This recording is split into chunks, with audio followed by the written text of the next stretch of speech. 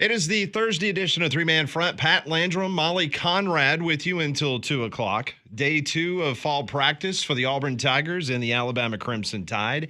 We'll get updates from Tuscaloosa and Auburn coming up later in the program. We'll also go to the Show Me State, St. Louis, Missouri. St. Louis Post-Dispatch, Eli Hoff, he's going to join the program as we'll discuss the Mizzou Tigers and Eli Drinkowitz. And could Mizzou be that team to get to 10 wins? But we start the morning, Landrum. Happy trade day.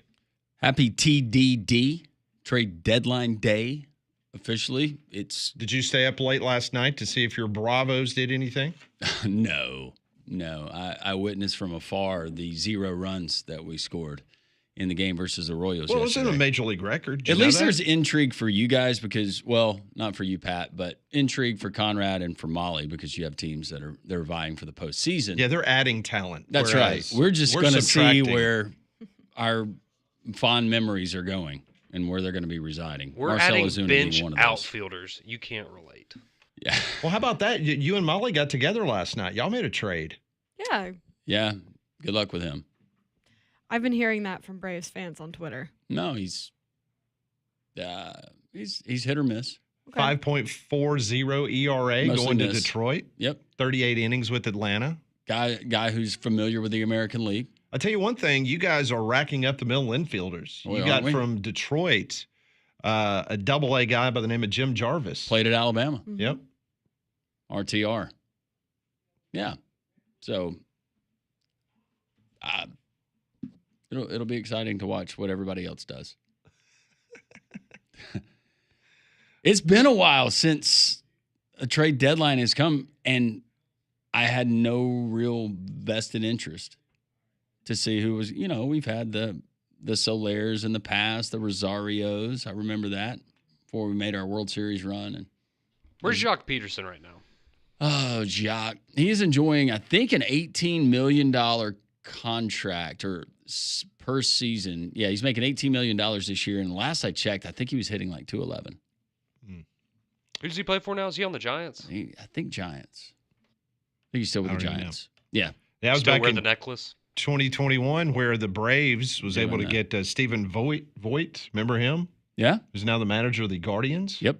Got him, Jock Peterson, Soler, Duvall, Rosario. Good old days, Pat. Those were all the guys that you guys. Last year we had Jack Flaherty and Michael Kopech, who played here in Birmingham for the Birmingham Barons, and Tommy Edmond. They went all to the Dodgers, all helped the Dodgers out last year. Year before that, you had Aroldis Chapman. He was traded to the Texas Rangers, along with Max Scherzer, Jordan Montgomery. All those guys helped the Rangers win the World Series. 2022, Will Smith, the reliever. He was traded to the Houston Astros. Trey Mancini, Christian Vasquez, who caught a combined no-hitter in Game 4 of the World Series in 2022 for the Astros. And then we mentioned the Bravos, what they did back in 2021. So we will see all these teams still in the race, so to speak, for the wild card. They will definitely overpay for somebody as the clock ticks near 5 o'clock Central. Yeah, the Phillies and the Mets, obviously, they're going to be active. They've already been active, and the Phillies acquiring a closer. But typically, Mets got our closer last night. Typically, at least in the last several years, it's been the Dodgers and the Padres that you keep your eye on.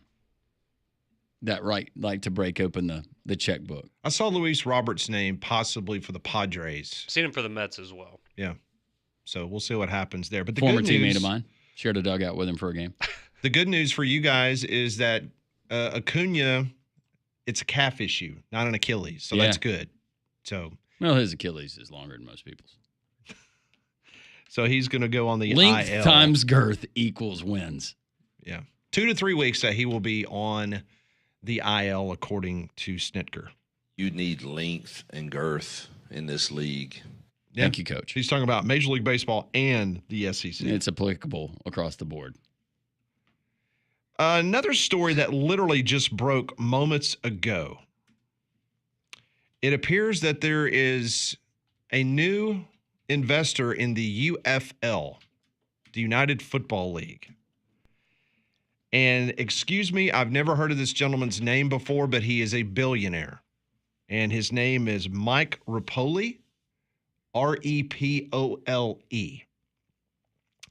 He is taking part ownership of the UFL. He joins Fox, ESPN, The Rock, Danny Garcia, and Redbird Capital as co-owners of the league.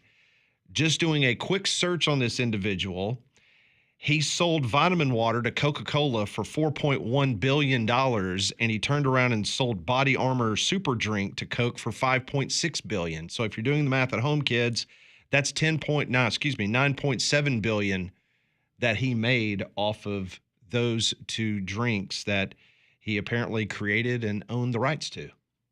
And he also apparently owns racehorses. Well, if you made $9.7 billion off of selling water to Coke, yeah, but I could see that. If you're a billionaire, it doesn't always go your way because according to this, his horse, Grande, was scratched from this year's Kentucky Derby due to a foot bruise. Oh, no. Those foot bruises. That is terrible. All right, so let's hear from one of the brand new owners of the UFL, what that means for Birmingham. I have no idea. This literally just happened about 10 to 15 minutes ago, but here's Mike Repole talking about how excited he is now being one of the owners of the UFL. You know, between Redbird Capital, the powerhouse team that's there right now, you know, between Redbird Capital and Fox Sports and ESPN, Danny Garcia, you know, Dwayne Johnson, The Rock. I mean, you know, I'm just honored to be on that team right now. And, you know, they both started with the USFL and the XFL, and they merged about 2 years ago. And, you know, I think today is really the first day of the United Football League. And it probably took a couple of years for them to get comfortable and have the right conferences and leagues. And, you know, I think they learned a lot. And I think that hopefully my team, Impact Capital, and I, you know, being on the business side and helping out with the sales and marketing can add tremendous value. We're very excited about the opportunity. Sounds like a good old Southern boy. Yeah, I was about to say that that accent just, I don't know if that bodes well for a franchise in Birmingham, Alabama. It might have nothing to do with it, yeah, but that was the first. Okay, that's a mark against us. Yeah. He's a Yankee through and through, though. He grew up in New York City, went to St. John's. He lives on Long Island. He is, he's a Yorker. With his wife, Maria. Well, maybe by him saying that he's going to bring some business, maybe he will sit there and go, why would we leave Birmingham, Alabama, the number one UFL TV market? Why we're going to go where? We're going to move it to Boise, Idaho? What? We're going to move it to maybe Louisville, Kentucky was one of the towns mentioned because he's got racehorses there. But now there's bad blood. So he doesn't want anything to do with Kentucky. Because of the foot bruise? Yeah, because they kept his horse out. Yep. More vitamin water was what I would have recommended. Or Body Armor. He was also chairman of the board of Pirates Booty. Oh, okay. Oh, the snack? Yeah. Some people say it's a kid snack. I say it can be enjoyed by all. It's good. Yeah, I don't think I've ever had it. It is good. You've never had Pirates Booty? No, what is it? I've seen it, but I don't know what it is like. It's like a puff. Yeah, it's like cheddar like cheese puffs, Yeah. kinda. It's good. Yeah. Okay. It's good. They got snack-sized things. Good for the kids to pack in the pockets or the adults. Sounds like Landrum's a big fan of Pirates Booty. Apparently so. He loves his booty. I love cheese puffs. Okay. And I like those because they don't leave the residue on your fingers. Oh, okay. That is important. Nice. It's weird when you break out a latex glove and start eating. Well, that'll be me tomorrow. So. Oh, it will be you. And I made sure that it was still secure in its packaging. Do you have Gary coming up for him? Yeah, I meant to text you last night.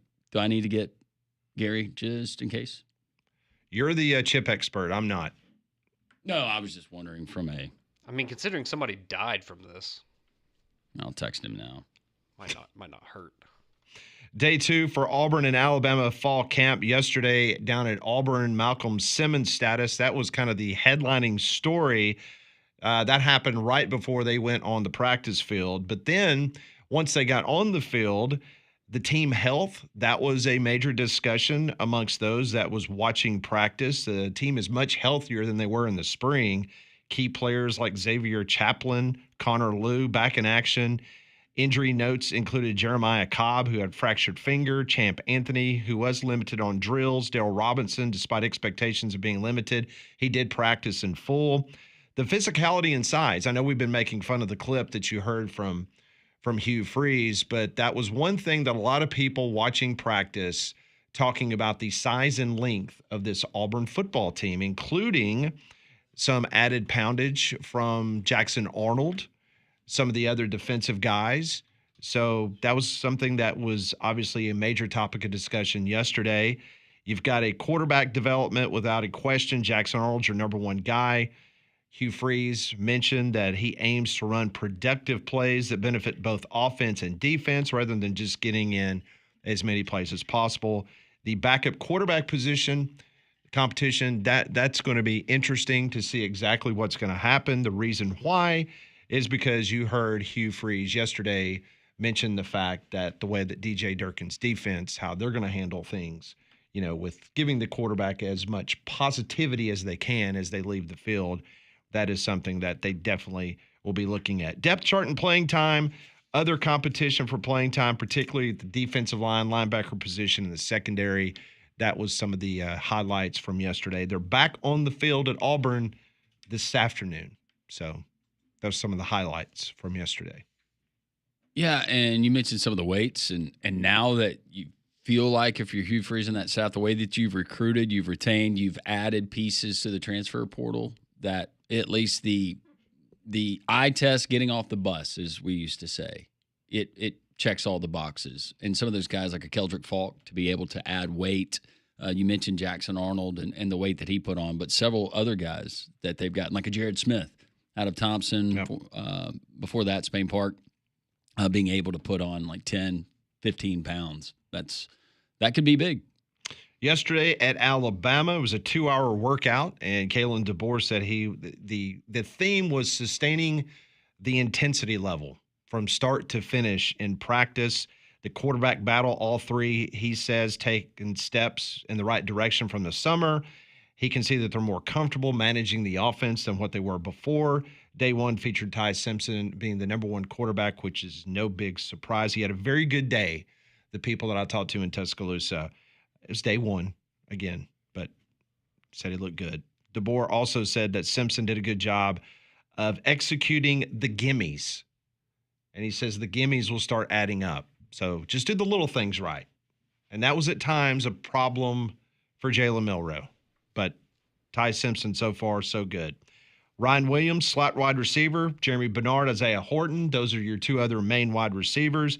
Defense, linebacker Deontay Lawson. He had a brace on his right knee. He was moving around gingerly during the media portion of the practice. Not really sure how it went the rest of the way, but he was back on the field. Florida transfer Kelby Collins. He's working on the edge now. He worked on the inside when he was at Florida. Was not very productive, so Alabama moving him to the outside, trying to see what he can do there. So Bama will be back on the practice field this morning. Ryan Grubb is going to meet with the media coming up at 11:30. So hopefully we'll hear some sound from the Alabama offensive coordinator. And one other note on Alabama, Conrad, and it's worth noting today at 12:30, and we will talk to Rodney Orr at 11 o'clock about this.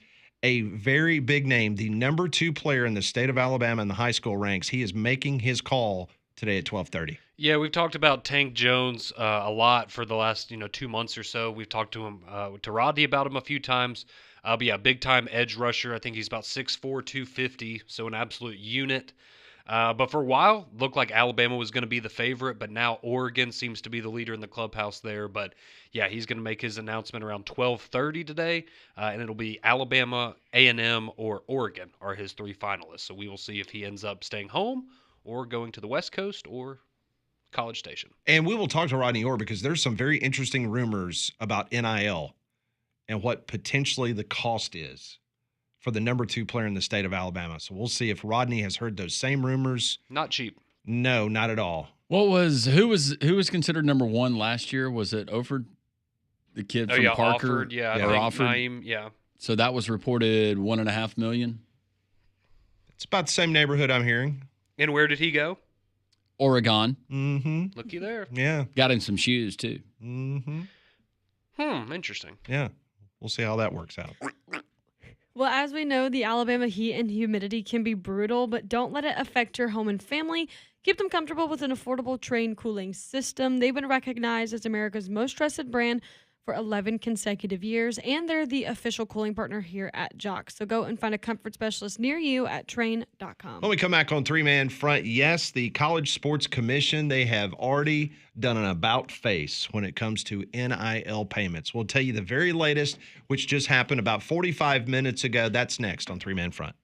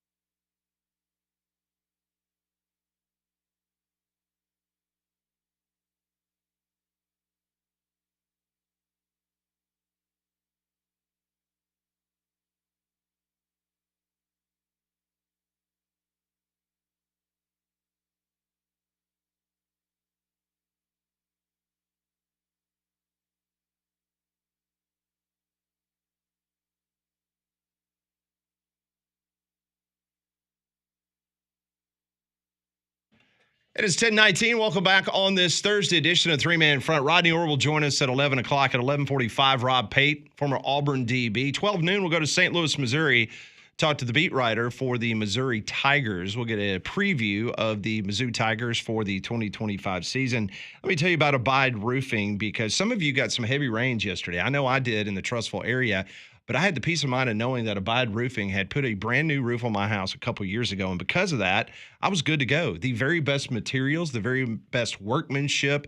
And yes, I had the peace of mind of knowing that everything that they put on my roof, it was backed up by warranties. But more than anything, Travis Lloyd and his local roofing team, they just do an outstanding job, and they can take care of you today. They're going to give you a free estimate. Let them come to your house, take a look, get on your roof, see if you got some loose shingles, or if you need a full roof replacement. They'll also deal with your insurance company. 205-922-6600. 7134. AbideRoof.com is the website. You spell Abide, ABIDE, roof.com. Number again, 205-922-7134. This morning, about an hour ago, the College Sports Commission, they are now saying, Landrum, that the NIL collectives can now pay players.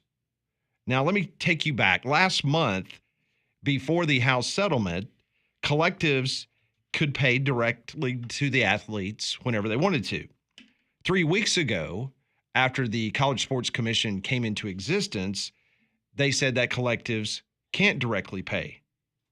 But today, in a revised memo, the College Sports Commission clarified that NIL collectives can now compensate athletes if transactions meet benchmarks. So it's now all over the place. But just like we thought that this was going to be an organization that had some bite and some teeth, they're already tucking tail and running away. And so now we're back to basically NIL collectives can do whatever they want. And now the schools with that $20.5 million potential athletic department budget, they can pay and do what they want. So does this mean Hugh Freeze and the Auburn Tigers, they are back in business they're on back August in business. 1st? They have to regroup Tomorrow? Yeah. Guess so. Well, someone that I talked to, and I think we had Nathan King, he kind of put it out there. He didn't make it definitive, Conrad, but people I talked to earlier this week that are associated with collective things down at Auburn and said that, yeah, it was going to be maybe a change in direction as far as strategy here in the next however many months we have. What would that be, 4 or 5 months? 4 or 5 months. Until that signing day. Yeah, no, pivot was the word that we heard, and I believe even back at SEC Media Days, that's what you heard John Cohen say, hey, if we need to pivot, we are going to be prepared to do so. But, I mean, it's got to be tough, right? Because you kind of feel like you're in limbo if you're a lot of these schools, right? Because you just don't really know, and you're hearing different things of, all right, it's going to be business as usual. We're going to keep operating the way we have the last couple of years, or are we going to be, penalized for doing as such? And so we'll just have to wait and see again if Auburn had the right idea initially, or if they're going to have to pivot, or maybe they've already pivoted and now they have to pivot back to their original plan. So, CEO Brian Seeley of the College Sports Commission, he says the CSC will enforce the settlement as written, talking about the House settlement. Pay for play will not be permitted, and every NIL deal done with a student athlete must be legitimate NIL deal, not pay for play in disguise. End of quote. Now how are you going to? You're not. It looks good on paper. I was about to say, it says in there that they have to provide, I guess, evidence of how they would profit, the company or whatever would profit off of the deal with the student athlete. But, I mean, you can say, hey, we think this one Instagram post is worth $1.5 million, even if it's not. And then if somebody says it's not, then they're going to go to a judge and they're going to say, well, for my company, it is. Yeah, exactly. So, once again, just continue just to be amazed at like you take 3 steps forward, it seems, and then you take 4 steps back in regards to guardrails and how this is going to be handled. Still the wild, wild west based on the people we talk to. Well, nothing's been signed into law. And until it does, you're going to get this. You're going to get this. Yeah. You can put together all the committees and commissions you want. So yesterday afternoon, Kenny Dillingham, who is the head football coach at Arizona State, he met with the media, and he is always good. If there's a microphone, people better be recording. Love it. Because this guy is gold. Well, he announces to the world that not only are they getting ready to build an indoor practice facility, but take a listen to what else they're going to use the indoor practice facility for. One thing, I don't know if people know this, but we're in the process of trying to build an indoor facility. That's our big project. We want to get it fundraised here in the next 5 months. To get a shovel in the ground here in the next 6 months. So it's here in 2 years from today, which is the goal. We want to move it over by the football field. We want to use that indoor facility for tailgating in the future. So we have an indoor tailgating location for fans to come and make it an awesome tailgate experience, like the 16th hole of the Waste Management Open. We want to create the 16th hole of the Waste Management Open, or as close as we can to it, in our indoor facility by our stadium here. And we just got to fundraise enough money to do it. So it's good for us. It'll be good for our football team. It'll be good for the fans if we can get it done. Like a permanent structure. That's over by our facility, so we don't have to travel, to be more efficient with our time. and then one that can be used on game days, like I said, for an awesome tailgating experience. That way people don't have to be out there in the scorching heat. I love it. Now, is he referring to just the craziness that hole 16 is? That's what What do you think management? about? All right, first, Pat, video clips we've seen and things that you remember about waste management. What do you think about? I immediately think of, obviously, fans. Urinating? Well, no, I wasn't thinking of urinating. I was thinking of them throwing beer on the green, just making as much noise as possible when people are teeing off. Yep, Just stumbling all over the place. Yes, drunk TikToks of folks just having a good time in Phoenix. Let's be honest. It's Arizona State. Kind of what you're known for. So you might as well lean into it a little bit. I like it. I think that's a great idea. I'm sure the fans are. I'd be pumped about that. You're telling me I can go tailgate where the players practice? Now the poor people that are going to have to clean that facility up after every tailgate, that's maybe not going to be great. He didn't give details, but something tells me you have to probably buy into a particular group. Maybe have season those ticket holders or privileges. something like that. I doubt it's going to be general admission. Hey, show up. Let's go. Maybe it is out But there. what if it is? If it is, yep. That'll be great. Some of the stuff that you guys will get on TikTok and we'll see come across social media. I've seen it done, though. We traveled to Liberty a couple of years ago, and they had a really nice practice facility. But the day before, we had to walk through in the stadium and saw the indoor facility, and they already had the circular tables decked out with decorations, chairs, and looked You like said they this were was at setting Liberty? up, yeah, buffet tables. So Do I think much the different tailgating's a scene, little? I'm sure, Yeah. than you're going to get in Tempe. Yeah. I haven't seen a price tag, what it would cost. For the indoor Indoor. facility? A lot. You just go ahead and surround it with the lazy river. This is the time to do it, though, if you're Kenny Dillingham. Shoot, yeah. You talk about leveraging last year and all the momentum that you have with that program. No doubt. Herm Edwards could never. Now, Pat, you love that campus. Tempe is one of the most pretty campuses I've ever been on, ever. Was there a lot of grass, a lot of foliage? No. No. Is that why you like it? No, I didn't think I was going to like it because, it's obviously it's a desert community. Yeah. A lot of fake grass. Well, that was all over the that's place. where I was going. I know you love your zero term, but I was just thinking this would be ideal for Pat. Yeah, I'm not a because- big rock garden guy, because you go to, past somebody's front yard and it's just basically, it's a rock garden. and a cactus. Yeah, that's it. But I was thoroughly impressed. It's not Molly, you visited there, right? Yeah, I almost went there. You almost went there. Mhm. It's nothing like you would see in the South. No. Matter of fact, it's not even anywhere that I would even classify in the state of Texas. I mean, it's just different, but it's a good different. Does it feel like a college town, or does it feel like Oh, a it's town no, with a it's- college in it? No, it's not a southern college town, but No, it is. but It's it's- different. It is. Mhm. The town revolves around the university, though, or a lot of it. Well, it's difficult to say because it's a suburb of Phoenix. So it's not like you're going, because when you're in Tuscaloosa, you do not feel like, at least I don't feel like Tuscaloosa is a suburb of Birmingham. No, it feels like its own thing. Correct. Yeah. And to me, when you're in Tempe, Molly, correct me if I'm wrong, it felt like I was just in a suburb I would say so. of yeah. Phoenix. Okay. And they have a downtown campus too. Like that's where the Yeah. journalism college is. Yeah, it's the not Walter in Tempe. Cronkite School of, It's actually in Phoenix. Yeah. Oh, really? Yeah. Do they have a steakhouse on okay. campus like that one school that we found out? I had an In and Out. That's not Oh man, what school was that? Where you got the That was the High one, Point, was it Yeah, not? High Yeah, it was Point. You High got the Point. one free steak dinner to learn dinner etiquette. Mm-hmm. Man, that must be nice. I enjoyed my time there. I think we should go back together. Let's Enjoy go. Tempe. I've told many of friends who had their kids who were being recruited by Arizona State. Yeah, go. Just take that, the visit. That they just go to the visit. If you don't even want to think about committing, that's fine because their football program is trash. But if you have an opportunity, go. You'll thoroughly enjoy the trip. I would tell the dads, make sure you go. So SEC Media Days in Tempe? Sure, why not? Yep. Let's They do got it. they got a couple golf courses out there. Now, see, I was not a big fan of Tucson. Did you go to Tucson? I toured both, and I liked ASU way more. Yeah. Not a fan of Tucson. What describe Tucson? What? Out in the middle of nowhere desert. Pretty much. Okay. That's what I think about basically everything outside of Phoenix in that state. But Yep. Okay. Good to know. Don't go to Tucson. Are the people as beautiful? In Tucson? Yeah. I did not experience the beauty as I did in Tempe. Okay.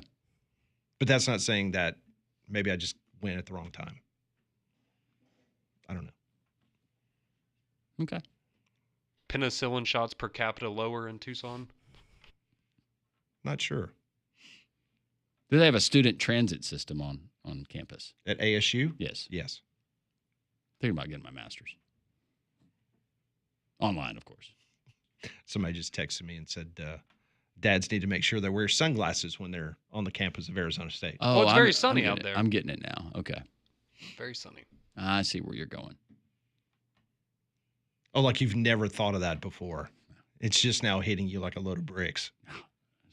No, I was thinking about curriculum. Well, they do have a great transportation. journalism school. Matt Berry went there. He graduated. Al Michaels Mhm. went to Arizona State. Barry Bonds went to Yeah. ASU. Mm-hmm. Slayed a bunch of records. He did. Yep. Mm-hmm. All right, that's a brief history of Arizona State University. Kenny Dillingham looking to build an indoor practice facility. More three-man front on Jox.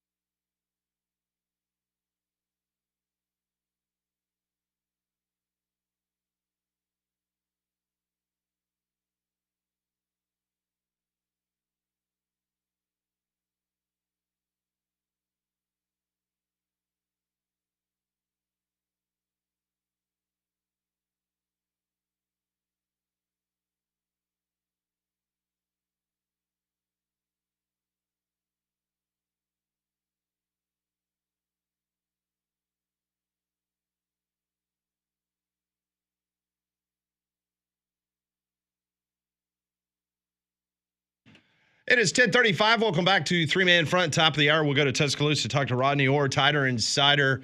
11:45, Rob Pate. 12 noon, we'll go to the Show Me State and get a preview of the University of Missouri Tigers. They are predicted to finish behind Auburn in the SEC media poll that we, obviously, as a group, we voted on a couple weeks back. But if you look at their schedule, Landrum, they very easily could find themselves a 10-2 football team this year. Their first 6 games are at home this year for the Missouri Tigers. So we'll see what they have to say in the great state of Missouri about their Tigers coming up on the show. Yeah, you mentioned those home games to start in Alabama being one of those, but South Carolina, Louisiana, that's never going to be a cakewalk. Who knows what Kansas is going to be this year. I'll say their non-conference is not as bad as most, but it does make up for it with the schedule. It's so hard to predict Missouri. I was about to say, are they the hardest team to maybe figure out? I think they are. Because I could easily see, again, with the schedule, if they win 9 games this year, go to a bowl, get a 10th win for third year in a row, I'm not going to be shocked, but I'm also not going to be shocked if they're 6-6 or 7-5 at the end of the year. Same. Well, if you're Drinkowitz, you got to feel pretty good because you're not getting a lot of love. It's almost kind of like Hugh Freeze. The team itself appears, even in the preseason magazines, not just the way we voted, but the preseason magazines, they're not giving a lot of love to Missouri, and that's a great position to be in. That's how you motivate your team, and not to mention the fact you play your first 6 games at home, kind of like we talked about last year with Auburn. Auburn played their first 5 games at home last year, and unfortunately, they did not take advantage of that. They lost some games that they were supposed to win, and the same can be said for Mizzou. That if Mizzou does not take advantage of those 6 games at home, then that could be problematic towards the back end of their schedule. Going back to the Gary Pinkel days when they were making those SEC championship games, we were all kind of looking around. Now, it was divisions then, but we're looking around like, how is Missouri doing this? But the high marks would have been in 2013, 2014. They went 12-2 and 11-3. They followed that up with 5-7, 4-8, 7-6, 8-5, 6-6, 5-5, 6-7, 6-7. Within those 6 and 7s, that's when Eli Drinkowitz got the contract extension that we had fun with here on the show. Then 11-2 and 10-3. So do they go back to, as Conrad just mentioned, a 7-5, a 6-6? Is that what we see more of the trend, or can Eli Drinkowitz continue and parlay the success that he's had? I'm going to go with the former as opposed to the latter. Yeah, I think that's maybe more. I mean, again, the schedule is probably the greatest strength that they have, just in terms of it's somewhat favorable. But I'll say this: I know he just got a new deal. I mean, I think if he wins 9 or 10 games again this year, he might not be in Missouri for too long. Well, it's interesting because this morning news out of Columbia that they have just given their defensive coordinator, Corey Batoon, a 3-year contract extension. Last year, the Missouri defense finished 5th in the SEC. A lot of people probably don't know that. Yeah. I mean, they came to Tuscaloosa and got beat up pretty belly bad. whopped. Yep. Yeah. Is he juking out receivers at practice too? I'm not really sure. And speaking of that, LSU head coach Brian Kelly met with the media yesterday. Have you seen the viral video of their defensive coach who juked one of their DBs out? Did you see it, Conrad? Yeah. I mean, yeah. So apparently a student manager, I don't know if he's now still a student manager. Yeah, he might need to get a roster spot in a scholarship.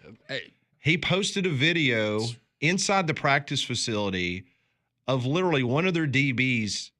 The coach had a football in his hand, and he just made a juke move, and the DB bit on it. And, we're talking about a guy that's over 50 years old juking out one of your DBs, and then they posted it on social media. I think Brian Kelly kind of had fun with it yesterday, saying that he wasn't sure if that student manager was going to be around much longer. But I'm trying to find it so I can. Did you see it, Molly? I'm trying to find it so it might have been completely student. Yeah, they might have gotten rid of it. Student manager gets reassigned. Yeah, or whatever the case may be. Oh, here it is. All right, I found it. Yeah, you're now with a rowing team, and your responsibilities are you haul all of those boats, all of those oars down to the river every single day. Well, also keep in mind, I'm not making a joke here. I'm just telling you fact. There was a situation that took place at Notre Dame. Well, yes. With an individual that was filming practice. Yeah. So. Yes. He's got some. He's got a little wiggle to him, Blake Baker. You watching it? Trying to make sure the volume's down. Oh. Watching it again. Fancy little footwork there. Yeah. Yeah. Golly. That DB. I hope he's a freshman. Well, look him up on the roster. I hope he's not one of those 18 that Matt Moscona said they brought in and paid a lot of money No, for. I'm going to look it up. I'm going to get his. We're going to do a deep dive on this guy. That poor guy. What's his NIL valuation? How much are they paying for that? Well, one thing's for sure. Brian Kelly loves him some Garrett Nussmeier. The SEC, he was number 2, right? SEC preseason? Yes. After Second team? Sellers. Yep. All right. This is what Brian Kelly had to say about Garrett Nussmeier, day 1 of LSU practice. I think we've documented some of the things that he needs to be better at, and that is, his worst play needs to be 0, and that's okay. 0 is okay. We can live with 0. What we can't live with is, catastrophic mistakes, and I think you have to live through that to know what your limits are, right? And so I think he knows what those limits are in terms of, managing a bad play and making it 0. I think that's experience. I think physically he's taking care of his body, so he understands that, he ran 21.4 miles per hour. I mean, that's high 4.5s. He can run. So I think he clearly understands that when the opportunity arises, that he can take off and be an effective runner. All right, so does that mean that we're going to see him run more by him throwing that out? Or is he just putting that in defensive coordinators' Jaden heads? Daniels 2.0, I think he's just putting that in there for defensive coordinators. Did you find out who the guy was? Yeah, this is a young man by the name of Aiden Anding. He's the DB that got juked. Freshman? 4-star. Yep, freshman. Went to Rushton High School, Grambling, Louisiana. He was also really good in the long jump. What was his GPA? It does not list his GPA, but he chose LSU over Texas, Arkansas, TCU, Miami, and others. Okay. Some early growing pains, perhaps. 5'11", 170-pounder. I guarantee you at film study, they watch that. Oh, yeah. No doubt about it, that gets brought up at film study. On a loop. Oh, Yes. He'll get brutalized. Yeah. Yeah. On a loop. The story that we started the program telling you that there is a brand new investor in the UFL. He is a billionaire by the name of Mike Rapoli. He is taking an ownership stake in the UFL. He joins Fox, ESPN, The Rock, Danny Garcia, and Redbird Capital as co-owners of the league. And we mentioned that there was no word about what that potentially could mean for the Birmingham franchise. A lot of rumors out there about Birmingham being relocated. And Molly, a little bit of news about apparently a new franchise, maybe? Yeah, so in an interview with ESPN, Rapoli said that the league will move at least 2 of its home markets and possibly 4 in time for the 2026 season. And one of the new markets will be Columbus, Ohio, where the team will play in Lower.com Field, which is home of their MLS team, the Columbus Crew. The league has not yet finalized any other new markets, nor has it decided which new markets will leave, but the number of teams will remain at 8, he says. Interesting. I would assume that the 2 markets that we've talked about the most here that would be gone is Memphis and Houston. So Columbus would take the place of one of those. And perhaps, I've said from the get-go, I do not see Boise. Everybody that we've talked to in Boise, they laughing this whole thing off. Like, that is not happening. So I would assume that maybe Houston may find themselves in Louisville. And then the question would be what happens to Birmingham. And what was the 4th one that they were talking about moving potentially? Oh, it was the Michigan. Michigan. That's right. So I keep hearing good things about Birmingham, that it's been a very good back and forth conversations. It's been constructive. Doesn't mean that Birmingham's staying, but it definitely is not painting the picture that we had a couple weeks ago where it was go ahead and buy all the Birmingham Stallions memorabilia you can because it will be worth something. Going back to the whole Boise thing, that was so random. Yeah. So many leagues have tried Florida. It doesn't work. We've all been to Florida. There's a million other things going on in Florida. That's just like when they Can't try support all their professional sports teams. I mean, it's just like when the XFL put a team in Las Vegas and they played at a defunct minor league baseball stadium and they drew about as much as Memphis did. What's the most successful Florida franchise we think of? Bucks? Well, I mean, it's got to be the Dolphins. I was about to say, I guess the Dolphins. Maybe the Bucks more recently have gotten a little more attention. I would go Dolphins, Bucks, and then Jags.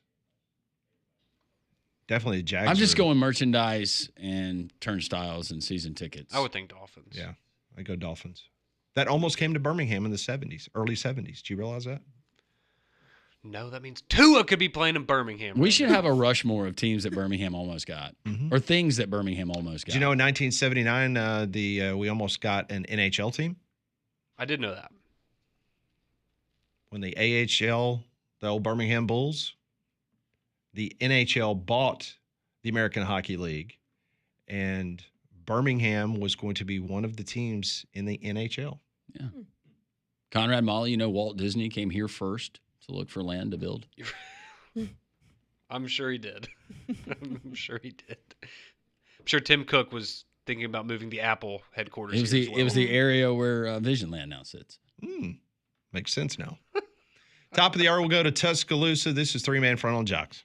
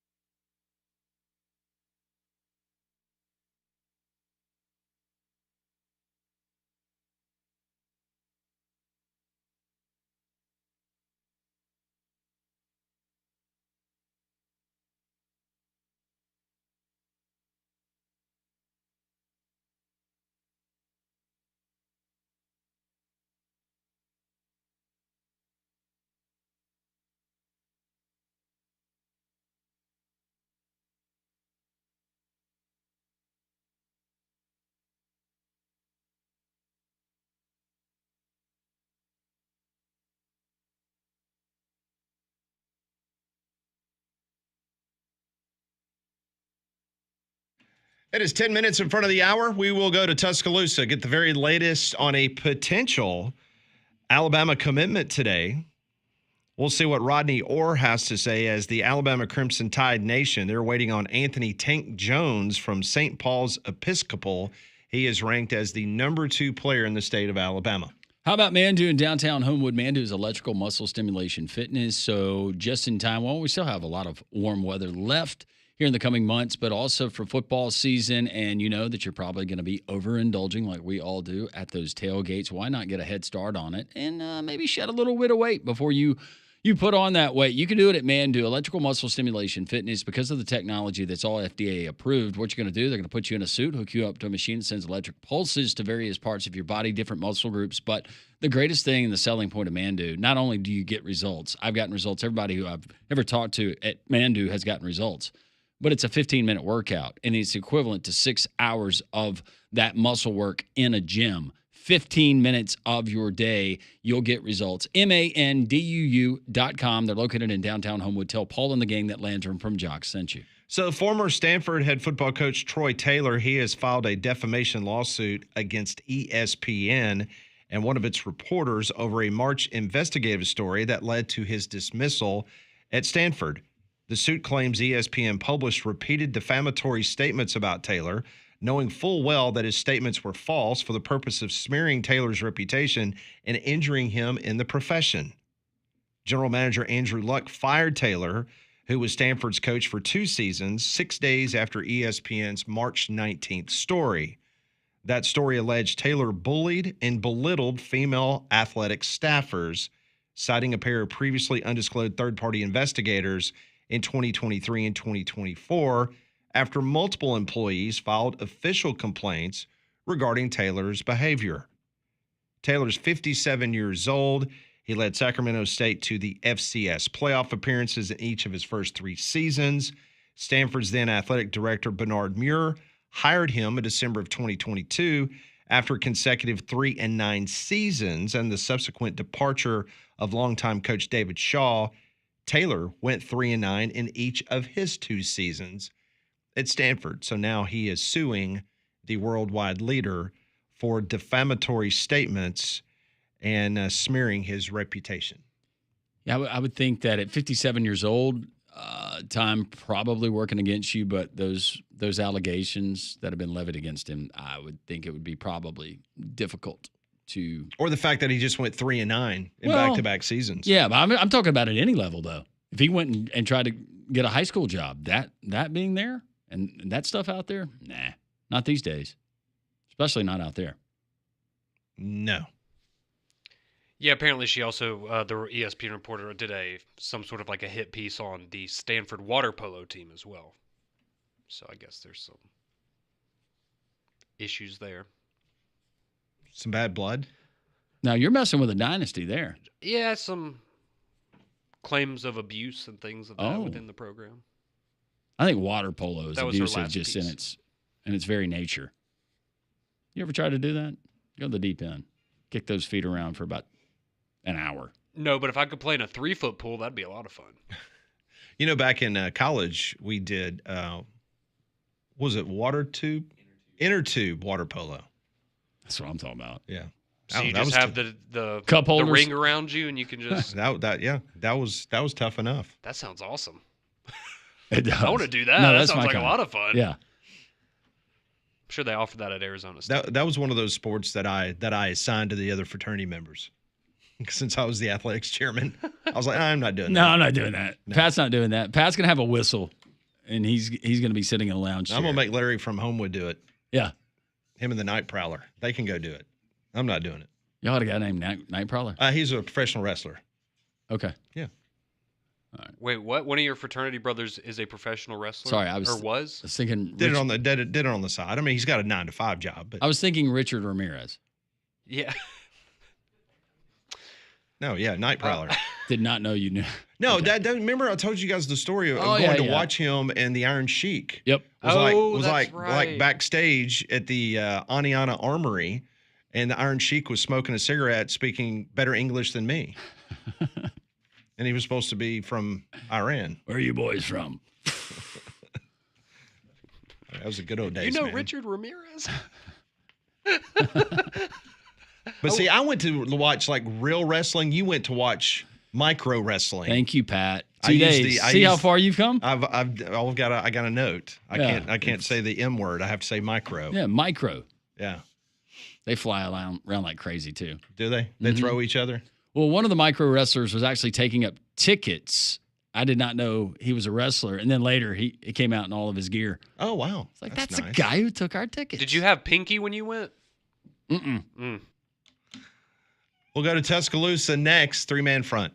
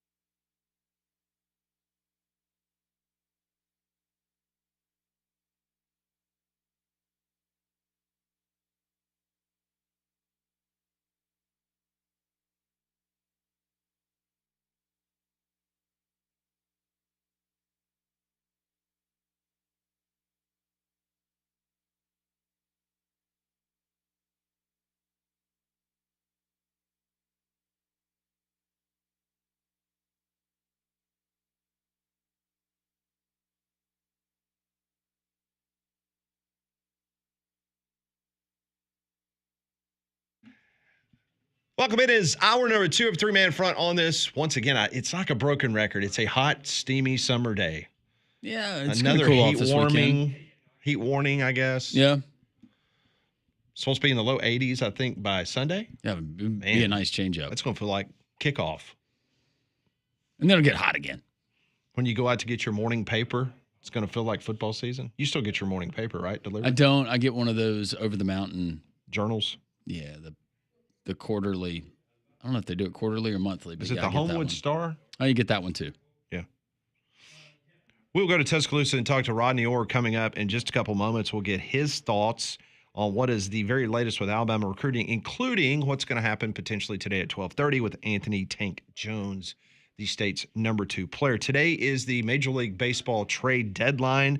The Atlanta Braves, they did make a move last night as Rafael Montero, relief pitcher, he was sent to the Detroit Tigers in exchange for former Alabama player Jim Jarvis. He was playing in the AA system for the Detroit Tigers. Montero leaves the Braves with a 5.40 ERA as he heads into now a pennant race in the American League. No word yet on Marcell Ozuna, what potentially could happen to him. He is one of the higher named individuals on the Braves roster that potentially could be moved along with Iglesias out of the bullpen. So we'll keep you posted. Yeah, and Mason Miller is a guy that it hasn't been confirmed by the teams, but closer going from the A's to the Mets in return for 3 prospects. Well, it's interesting because the Mets are absolutely building a super pen. Oh, they have the best bullpen in baseball now. I mean, what they did yesterday by getting Helsley from the Cardinals, they got Rogers, right, from the Giants, the Submariner, and now going and getting this individual. Well, Mason Miller's A's. going to the Padres. Oh, he's going to the Padres. Padres, yeah. Not the Mets. Okay. So I was about to say that'd be overkill if you're the Mets. I was about to say, almost. it's like, well, where are you going to get these guys? But oh well. It's saying that they're getting is it DeVries, number 3 Major League Baseball prospect, is part of that deal. It's a pretty good little return there. Yeah, not bad. The trade deadline ends today at 5 o'clock. In the old days, you could trade in the month of September. You just had to clear waivers, but that has changed. So if you are a team potentially going to play postseason baseball, you need to have those players on your roster come tomorrow morning. There you go. Let's go to Tuscaloosa, find out what's going on about rosters and the potential of adding more to the Alabama verbal commitment. Rodney Orr from Tider Insider joins us here on 3-Man Front. Rodney, I hope you're doing well. Let's start off with Tank Jones. You have told us for weeks that this is an individual that obviously a lot of people would love to have verbal commitments for, but right now, where does it stand with Alabama about an hour and a half away? You know, unless something's changed late last night, the feeling was Oregon, that's what he plans to announce. I know, according to a really top-notch Texas A&M source, of course, they're in it. They've been in it very heavily as well, along with Alabama. Those are the 3 finalists: Oregon, A&M, and Alabama. And you know, according to that A&M source, they kind of tapped out of this deal. So their feeling on that end was it was Oregon. But again, you know, things change. You never know really what happens overnight sometimes. But it sounded like to me that Oregon was in the catbird seat. Rodney, I brought it up. I can remember Oregon signing the kid from Parker and offered one of the top players in the state last year, and it was reported that it was around a $1.5 million deal plus a shoe. Are you hearing anything? Not that they're confirmed, but what's the speculation as far as what this could be going for?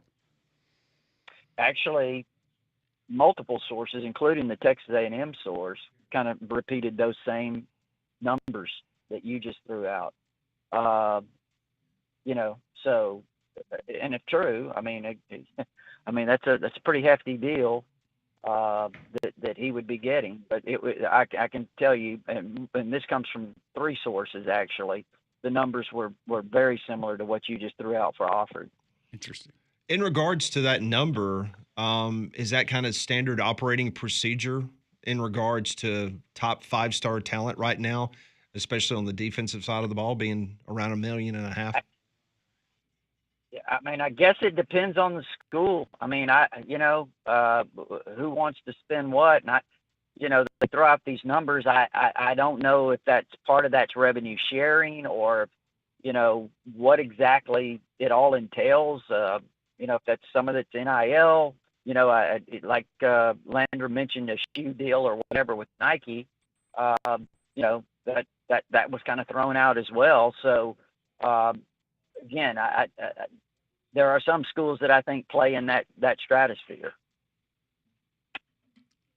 With, I don't even know how I want to phrase this. What are some of the more interesting? We used to hear about interesting things that came along with deals back before this was all legal. Now we're still hearing about it. What Texas A&M with the cars? 2-3 years ago we would hear about that with those recruiting visits and that signing class that became so infamous among Alabama and Texas A&M fans. What is that still going on, or is most everything above board and being reported? Are you still hearing about crazy things to lure these kids? You know what? Actually, I think it's just, again, this is just me. I think it's so common that people aren't even really, it doesn't faze anyone that much anymore. I think we've gotten used to what's happening. I don't know about, I don't hear a lot of promises about cars or vehicles or whatever, that type of thing. Used to hear a ton of that, as you know. You just hear of these deals like this one today that supposedly is happening, or that is out there for Tank Jones. And, it's just coming like it doesn't even really faze anybody. It's almost like some of this is expected. It is crazy, Rodney, because as long as you and I have been covering this, it's still odd to be able to openly say that a player is going to make $1.5 million in a shoe deal. Whereas Florida State University was known as Free Shoes University years ago, and they got cited. You remember that? It's just crazy where we are now in regards to recruiting. So let's assume that Tank Jones decides he is going to go to the Pacific Northwest because it's a beautiful part of the world. Where does Alabama pivot from a defensive line standpoint? Is there a player out there that all of a sudden that they kind of then put all their resources trying to get that individual? Who would that be? Mm-hmm. No, I think really they feel probably pretty good about where they are. Would they potentially – they're going to continue to evaluate guys because this happens every year where you get into the fall, some guy just really, starts to emerge and schools jump in on him. I'm sure that's probably going to happen again. I don't think there's somebody sitting out there that they're thinking, okay, if Tank goes here, we're going to take this guy or we're going to really ramp it up with this guy. I think they feel pretty good about where they are, actually. The one I was thinking of off the top of my head was Elijah Gordon. That was the individual that I was kind of thinking. Yeah, from Elijah, yeah. Elijah Golden from down at Sarasota. He's supposed to announce on August the 9th. Now he went from July 26th to August the 9th, and I still say Oklahoma or Notre Dame. More likely for him for than Golden? Alabama. Okay. Yes. Yeah, that would be my thought there. But otherwise, I again, they may find some guys later in the process that kind of emerge. But right now, I think they feel pretty comfortable where they are for the most part. Rodney Orr, Tighter Insider, joining us here on Three Man Front, joins us on the Higginbotham Hotline. Noteworthy observations, takeaways. I know there was 10 minutes that was able to be viewed by the media, but you're well plugged in and you talk to folks down there. Anything that kind of raised your eyebrows from the first day of fall camp for Kalen DeBoer and the Tide? Well, again, I will say this, and sometimes people snicker at this. They're supposed to look good. They're supposed to look good on the hoof and athletic and all of those things. But, really, that's kind of been the talk of the summer is just the way this summer program has gone.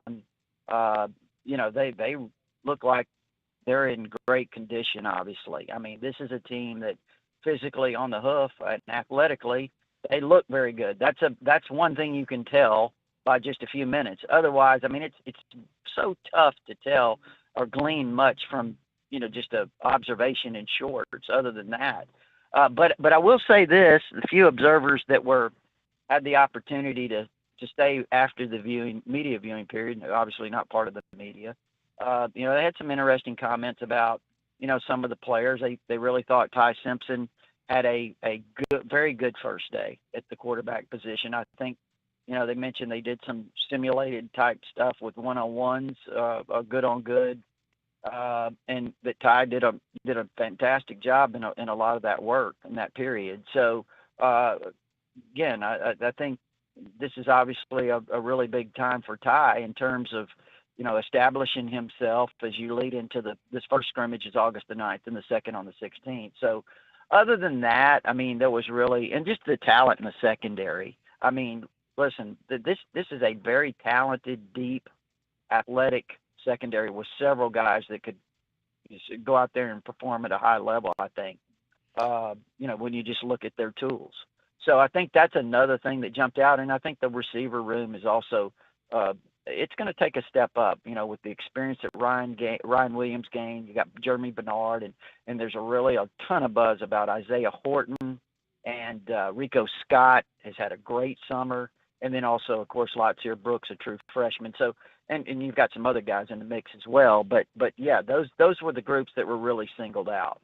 Like you, Rodney, talking to people in Tuscaloosa around the team, they were telling me it's just night and day in regards to Ryan Grubb and just the feeling of how this offense, the potent nature that it could potentially have this year is something that excites a lot of people in regards to, I guess, the install that they did back in the spring, what they've been able to do over the summertime months. There's a lot of optimism that you're going to finally see what Kalen DeBoer did in the Pacific Northwest thanks to Ryan Grubb. Yeah, that'll be interesting to watch. I mean, obviously, and I think, having Grubb back is the success that he's had, their familiarity with each other and all of those things. And I think, too, just for the players that have had an opportunity to go through that first year, there's a track record there that Kalen DeBoer's offenses generally take a pretty big step in that year, too. And I think now they're probably, they're more comfortable with the players that they have, the personnel that fits what they want to do. And I think they plugged in some parts. We talked about, I mentioned Isaiah Horton at wide receiver, and the experience that some of the receivers have gotten in this offense. I think that's a big thing. And of course, it all starts up front. And I think they feel like they potentially could have a much improved offensive line. And I'll tell you this, I know a lot of people say, well, Caden Proctor's still listed at 366 on the roster. Why? I don't know what exactly he was listed at last year. He may have been listed at 360, but you know what? He may have played it more than that. Those rosters aren't always accurate, as you guys know. And I'll say this, I think he personally looks like he's in the best shape I've seen him in since he's been here. So he's moving really well, and I think they feel good about Cam Dewberry at left guard. He's competing with Gino Vandemark, who's a really valuable swing guy on the interior. But I think they think Cam Dewberry has come a long way, the transfer from Texas A&M at left guard. So they feel like, has a chance to take a big step on the offensive line as well. We always stay plugged in with our friend Rodney Orr of Tighter Insider at Tighter Insider there on X. Rodney, always appreciate your time, your insight. Have a great weekend. We'll talk to you this time next week. Okay, guys. Appreciate it. Take care. Rodney Orr on the Higginbotham Hotline. You deserve solutions that are built for you. Higginbotham is your one-source solution for insurance, financial, and HR services. We'll celebrate the kickoff to college football with us at the Bill Smith Buick GMC Jox Kickoff Party at Regents Field on Thursday, August 21st, and the only way to go is by winning tickets. So to win a pair of tickets for you and a guest, text the keyword FREE, that's FREE, and your full name to 205-834-9450. That's the keyword FREE and your full name to 205-834-9450. Winners are drawn and notified daily. So for more information, visit joxfm.com. When we come back on Three Man Front, we will kind of get you update on a big story happening potentially here locally with the UFL. There is a new investor, a billionaire. He had some interesting comments in an interview he just gave about what the future could look like in regards to venues for the UFL, what that means for Birmingham next.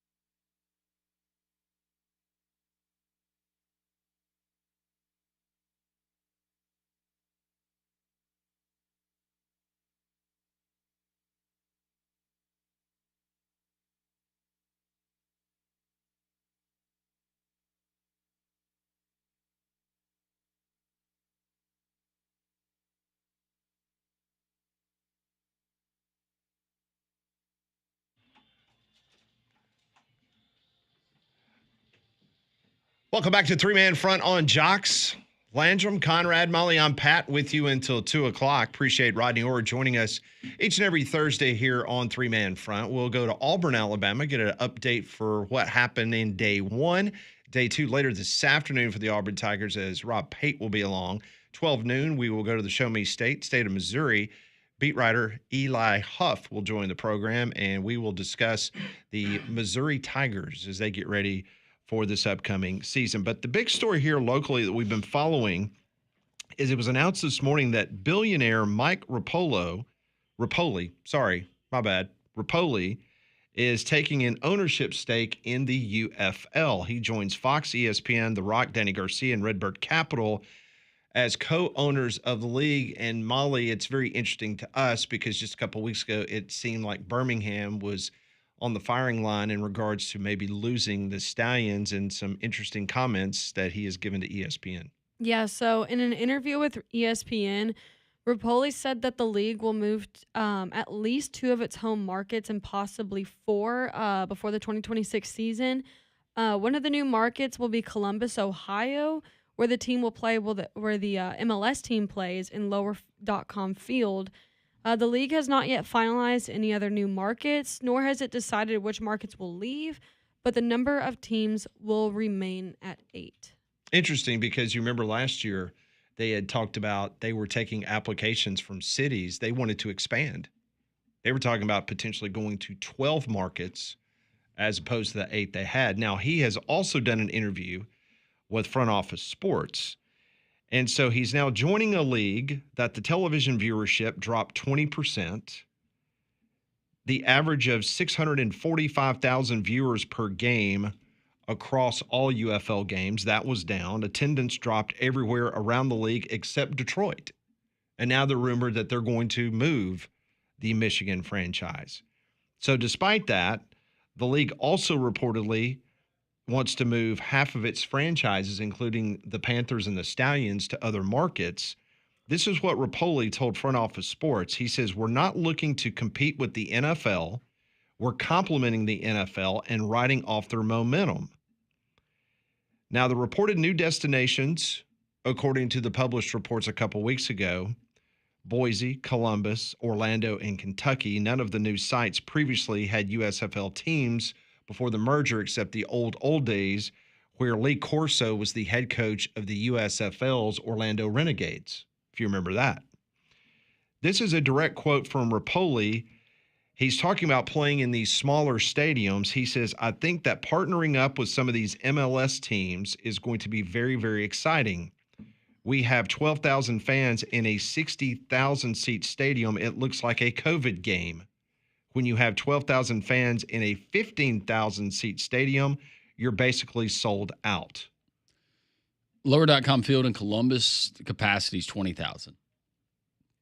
And there's some things that you could do. You could build inside. We've seen the decorative tarps or whatever they put over certain sections. You can make it look better than it is in reality. Yeah, you can make it look a little bit cozier. But that's a lot easier to do when you're drawing 12,000 fans to a 20,000 seat stadium as opposed to what you're talking about, a 60,000 or a 20,000 seat stadium and you're drawing 2,000 people. Yeah. Well, this is a novel concept. This is a direct quote from the billionaire. We've got a lot of work to do in local markets, in the infusion of Mike and the team's expertise. It's going to use one of our main efforts. We're very pleased on what we have to build upon. That's a good sign. I'm just glad. I'm glad he put out we're not trying to compete with the NFL. Yeah, this is not the old days of Donald Trump getting Herschel Walker and Doug Flutie and all those guys. Unfortunately, there is no product in this country currently that can compete with the NFL. There's no, and certainly not the USFL. Yeah. And it's financial suicide if you tried. Yes. Yeah. I mean, why do you see so many of these coaches advocating to move up the college football playoff to not go head-to-head with the NFL? According to Forbes, Rapoli is worth $1.6 billion. He was credited for helping revive St. John's men's basketball by injecting his alma mater with millions of dollars to pay for players. Ah, okay. So there you go. That is the billionaire. Well, I remember Mike the Rapoli. Alliance of American Football was bought by was it Carolina Hurricane Yep, owner? sure did. Hockey owner. And what did who he was a do? billionaire. Oh, Yeah, he shut it down. Shut it down 3 weeks later. yep. Yeah, he took the software, the app, and said, "See y'all later." And how's that software and app working out for him? Probably not well. So yeah. So let's just go around the room. What happens? Do we have a team next year? I say yes. Yes. I hope so. I feel a lot better about it now than I did. And I mean, you brought this up earlier. It was real doom and gloom that first day. It seemed like there was really no optimism. Does Louisville have a MLS team? I will be the first person to admit. Sounds like a great place to have one. Couldn't tell you an MLS team that's not the LA Galaxy. Well, the Columbus Crew. You got DC. I think they have a USL team. Okay. Don't they like have Birmingham. One? They have one in Yes. Atlanta, Mm-hmm. They do. Orlando, Kansas City. Let's see. Miami. Nashville. Yeah, I'm not seeing. What's the size of Nashville's? Not seeing Kentucky. Nope. I have no idea. What about Boise? No. They don't have one. Charlotte, Cincinnati has one. Jodas is 30,000. Yeah, I think But no Cincinnati's the Louisville? smallest you're going to find. No Louisville, nothing in Kentucky. Oh, the Michigan franchise, you probably saw it too, where Eastern Michigan's AD is open to having conversations about them putting games in their stadium. Okay. Charlie Batchfield. Well, based on the information that I have, a lot of people have told me that the conversations with Birmingham and the UFL, they have been constructive. I know Mayor Woodfin is very involved in regards to trying to make sure that the Stallions stay here in Birmingham. Will the Hoover Met be an option? Well, with the city of Birmingham heavily involved in this, I would say no. I think the Hoover Met is an outstanding venue. I mean, of course, you and I, we call football games there during high school, and I think that would be a fantastic place. Great venue. I feel better about it. I'm on Conrad than I did 2 weeks ago.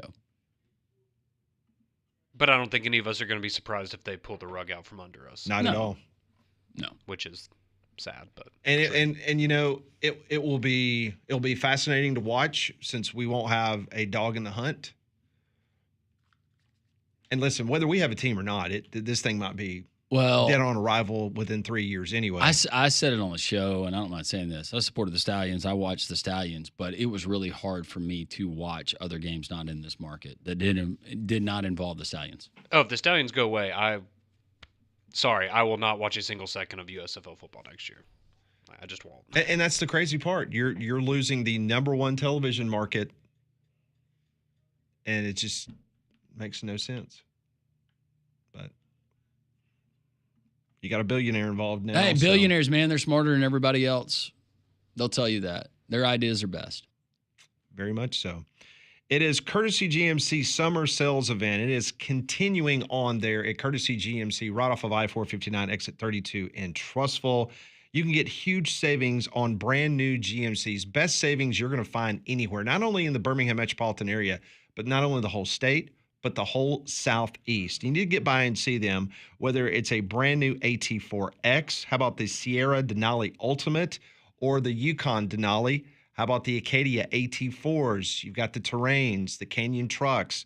The list goes on and on of the top-notch GMC vehicles that you're going to be able to save thousands on by going to see them at Courtesy GMC in Trussville. Visit them online at courtesybirmingham.com.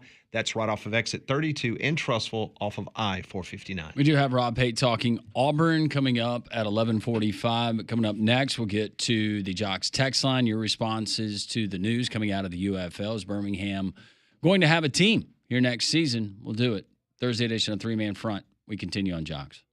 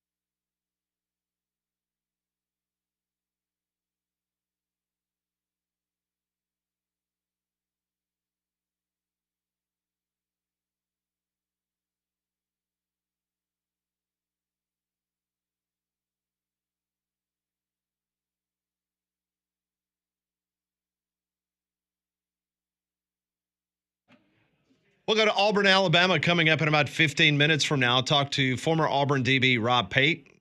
His thoughts, day 1 in the books for the Auburn Tigers. Day 2, they will practice later this afternoon. Meanwhile, the Alabama Crimson Tide wrapped up day 2 practices just a couple minutes ago. We hope to gather some sound from Ryan Grubb, the Alabama offensive coordinator. Text line is open, 205-834-9450. Some of the UFL news coming out. One of, they've added an owner, a billionaire, and what's his name? Mike Rapoli, who is worth $1.6 billion, sold vitamin water and some other things, and very successful businessman. But he is now bought in and sharing some of his ideas with the UFL brass, relocations, what it means, stadium downsizing, a lot of your action coming in. This one reads, if you guys didn't have the job you have, how much would you care about the Birmingham team? Before I did this, I've cared about every Birmingham team that we've ever had. Football-wise, let me clarify. I supported the Steel Dogs when they played in the Arena League. Tell you all the time about going with my dad to a Barracudas game, watching Ronnie Millsap, Birmingham Fire, World League. I was there for the first Iron game with Pat. Yep, we were there. 23,000. I don't care what the turnstile said. That was a good crowd. It was a good crowd. Legion Field. Jake says there's Lynn Family Stadium in Louisville. Not sure what FC team plays there, though. Joe from Vestavia texted me a minute ago, and he said that Louisville's USL team, their stadium seats around 15,000. Brandon saying St. Louis has an MLS stadium as well. They'd be stupid to move out of the dome. Yeah, no, they would. Correct me if I'm wrong. The USL, that's what the Legion is. That is part correct. of, correct? Okay. Yes. Mm-hmm. Jonathan, a Stallions fan, I'm guessing, says I'm nervous.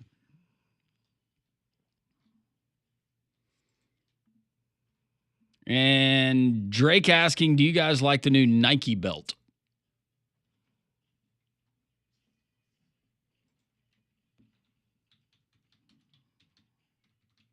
He's talking about what? I don't know what belt he's talking about. We got a Nike golf belt.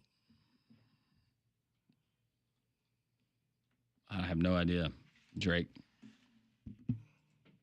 Is this something that we should know about?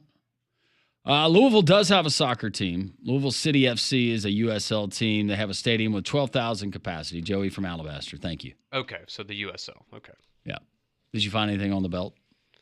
I found a lot of Nike belts for sale. All right. Steve from Tuscaloosa. Pat, please explain how the Major League Baseball trade deadline works, especially after the deadline.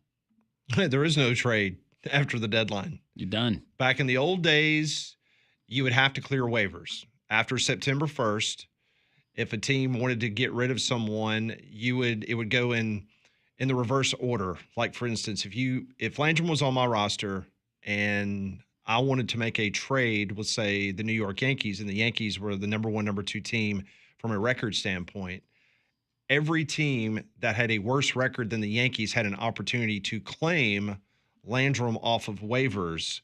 And if nobody claimed him, and then it got all the way to the Yankees as the second best team, then me and the Yankees could make a trade because everybody else had an opportunity to claim Landrum or offer a player in exchange as a trade. That's how it used to be done, and those players would be available for a postseason roster. That's the new collective bargaining agreement. All that changed, and so now the trading deadline happens. There is no picking players up off of waivers that would be eligible for the postseason. So is this why you see more teams call up some of their younger prospects later in the season? Because I guess it kind of fills that void of being able to have, whether you just need some fresh arms or getting people, ready for the postseason roster so you're fully loaded. So that's why there will be a flurry of activity. I know we were just talking a moment ago off the air that there hasn't been a whole heck of a lot going on in regards to, trade rumors or innuendos right now.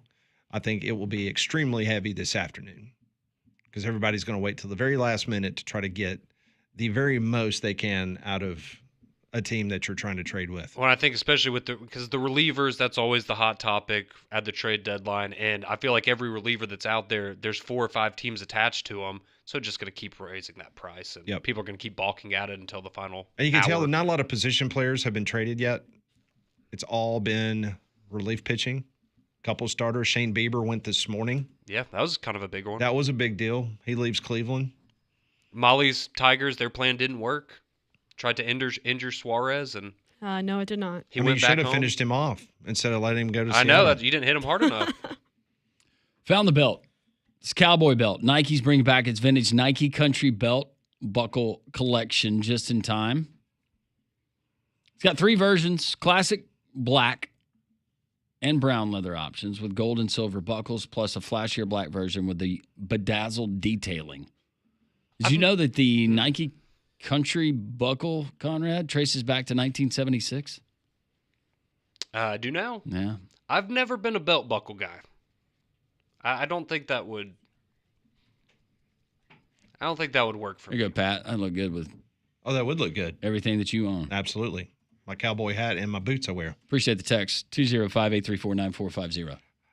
So Molly's Detroit Tigers just made a trade. Just as we were talking about that, they have traded for the Washington Nationals' Kyle Finnegan. It's a good pickup. Okay, that's a nice pickup. Yeah. Finnegan is a obviously the Nats have not had a very good season, but Finnegan's one of those guys out of the bullpen. We need the help, so. That's a good get. Good get. So we'll see what else is on the docket here over the next 5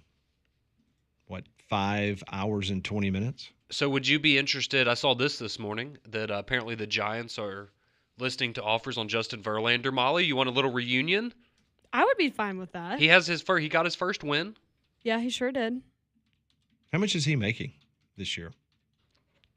More than he's worth this year. More that's than that for sure. one win? Yeah, I would say so. But I saw his last 2 outings, 10 innings pitched, only 1 run given up. So maybe on the up and up. He's making $15 million this year. Wow. On a 1-year deal. For one win. Pretty good for him. That was fantastic for him. Him and Kate Upton are going to have a great offseason. Man.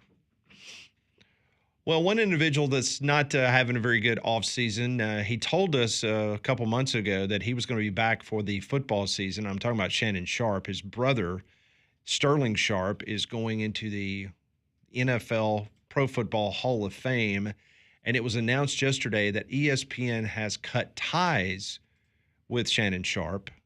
He just settled a lawsuit with a female a couple weeks ago. Well, last night, Shannon Sharp, he goes on his video podcast, and he had this to say about the news, that he will not return to ESPN. I'm sure everybody's heard the news by now that I will not be returning to ESPN. I found out this information a little earlier in the week, and really the only thing that I really ask is, like, guys, could we wait until Monday? My brother's going into the Pro Football Hall of Fame. I really want it to be about him, and I want it to be about my family. I know this coming out will overshadow everything that he's worked his entire life for. And unfortunately, it didn't happen that way. And so as I told him, as I profusely apologized to him earlier today, he said, bro, stop apologizing. You don't have to apologize. I'm your big bro. I'm going to love you regardless. We all make mistakes. And he says, bro, I love you. So I'm done with this. You're done with it too. Move on. And I really enjoyed my time at ESPN. It gave me an opportunity to bring my audience that saw me really just grow. They saw me, Lakers in 5, and they saw me say all these analogies that my grandparents gave me, and I was able to bring that to ESPN. So I'm very, very grateful for that. That is Shannon Sharp talking about the news that leaked out. He apparently had already been notified, or his agent was notified, and they tried to get ESPN or whoever not to leak it until Monday after the Pro Football Hall of Fame. And unfortunately for the Sharp family, it came out yesterday. You think he lands somewhere else, like a Barstool? Or He probably makes so much money doing that Club Shay Shay podcast. Okay, I would just keep doing that. He does, because he has his own podcast. And I'm pretty sure him and Chad Ochocinco also have a podcast together. So he's I think financially he. Yeah, I will be wasn't okay. worried about him eating. I was just more of probably his ego and staying out there. And didn't I read somewhere where Ocho Cinco basically said that he is almost penniless? Really? Yeah. That's interesting. He always talks about. I didn't know that. He's a good follow on social media. He always talks about like financial literacy and things like that. So that's interesting. Yeah.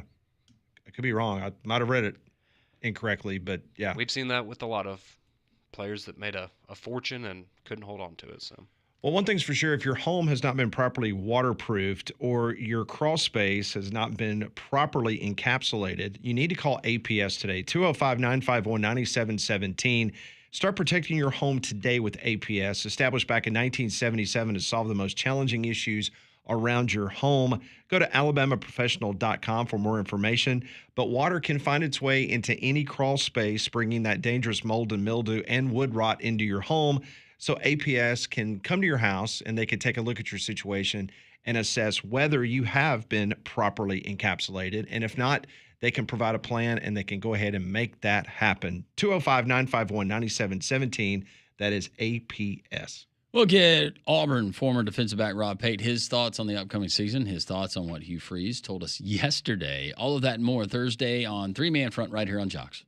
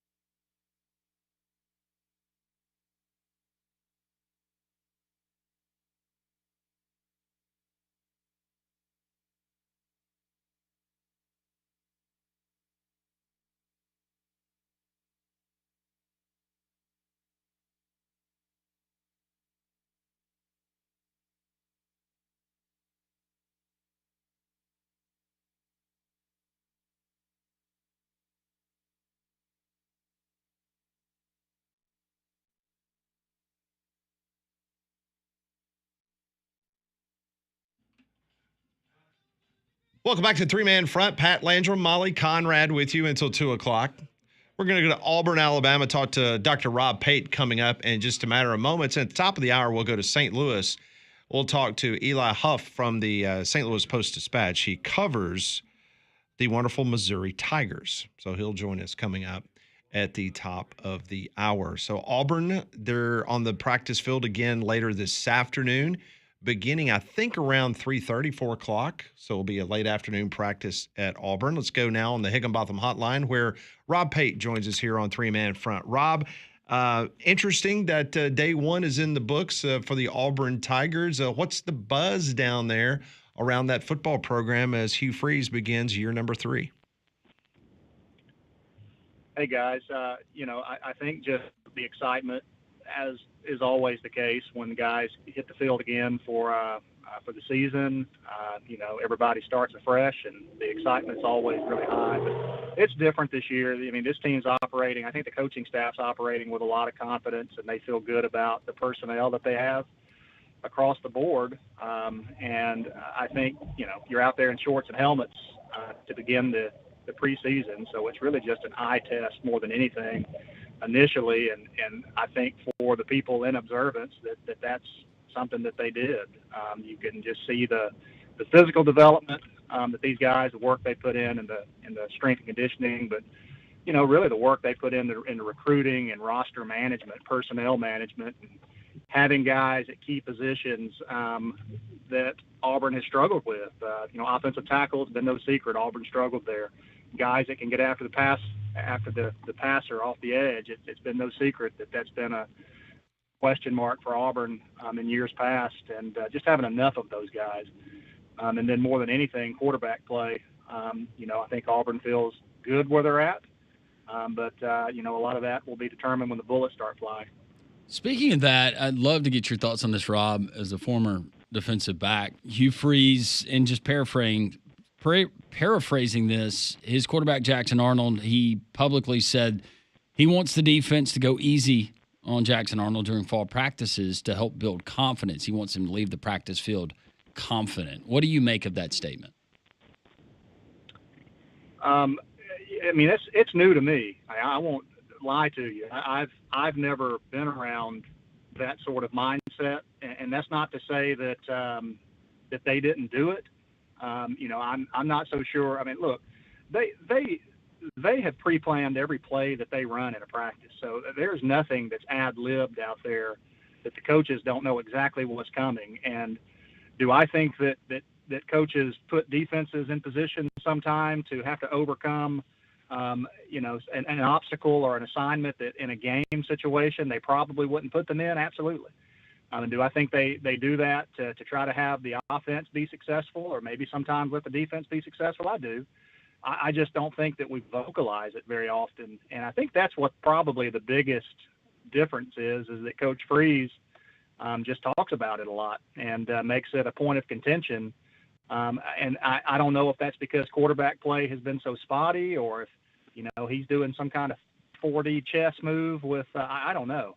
But I can tell you personally that I never had a defensive coach that went out there and said, hey, make Ben Leard look better today, or, y'all try to just fall down when Damian, takes this snap and, let them complete this post on you. I mean, it was always competitive. It was always a battle. And our coaching staff took pride in trying to dominate the offense. And I can't imagine DJ Durkin not having that same mindset. I just think that when they're scripting these plays before practice, they're probably putting them, the coaches on offense are going to know where that ball needs to go to beat the defense that they're going to see. They know exactly what to expect when they line up. And so they're going to probably help navigate that. And, but by no means do I think Auburn defensive coaches are saying, go soft. That's just not in their vocabulary. And you just can't play if you try to play defense like that, you're going to get hurt anyway. So I just don't believe that's the case. Rob, I should have asked you this question a couple months ago when we got into the summer months, but I was listening to Lane Kiffin's press conference earlier this week, and he was referencing the fact that you can do so much more now in the summer months officially, Whereas back in the old days when you played, there was so much NCAA regulation on what you could do and could not do. Thinking back at your time at Auburn in the offseason in the summer months before fall camp, what did you do to prepare yourself for that first workout in fall camp? Well, I mean, the strength and conditioning program was it changed drastically in my time at Auburn because I was right there in the middle of switching from Terry Bowden to Tommy Tuberville, and Tommy Tuberville hired Philip Lally to be a conditioning coach, who was really ended up being a defensive back coach. But I'm talking about strong as an ox, military type, hardcore, old school.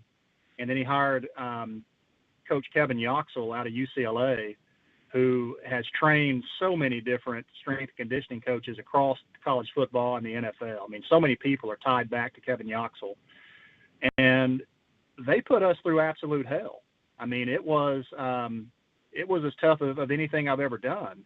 But I can remember, that our practice fields were right next to Jordan Hare. I mean, you could see the stadium from the field. And so I think that you got in that July period and you start doing some of that running and you look over there at the stadium and you just know that, hey, that thing is going to be filled up. And, LSU and Alabama and Georgia and these teams are going to roll in here. And what am I doing to put myself in a position to be successful? Because I know those guys are working and I know those guys want to win. And so, so much of it is intrinsic motivation. It's internal. Some guys are just born with that. And some people, it just has to be beaten into you. And Yoxel and Coach Lally, those are guys that weren't afraid to beat it into you. Those were guys that if you weren't given full effort, they could physically whoop just about anybody on the team if they needed to.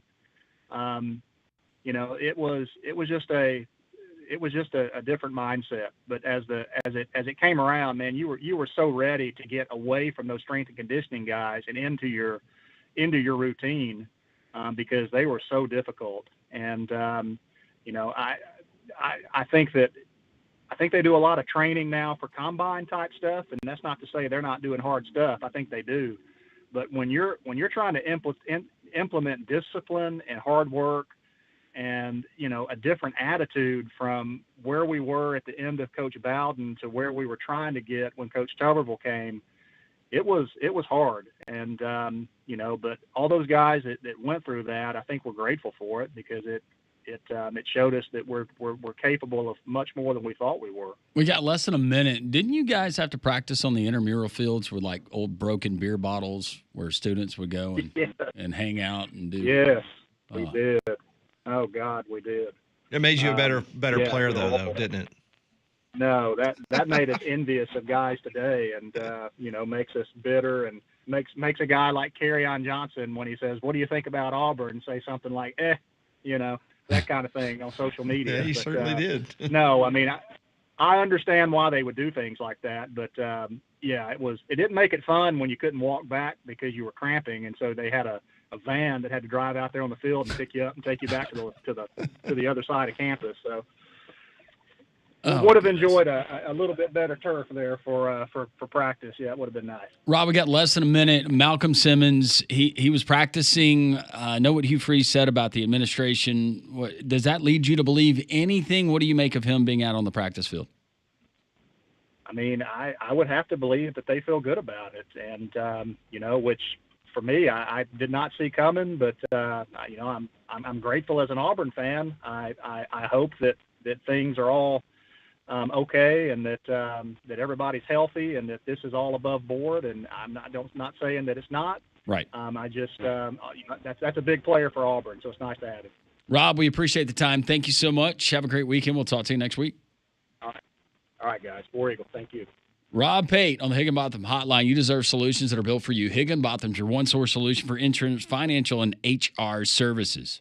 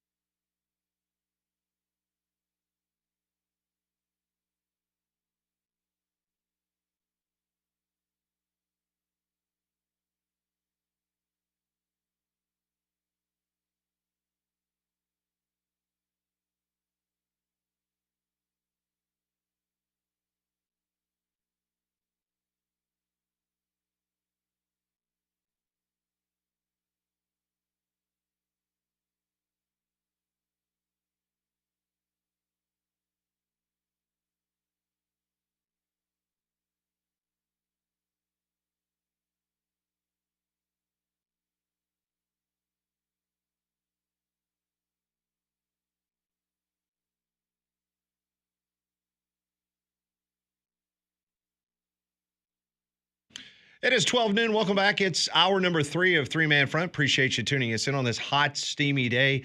A lot of talk about college football as Alabama and Auburn wrapped up day 2. The University of Missouri, they've already had a couple of practices under their belt as well. We're going to go up now.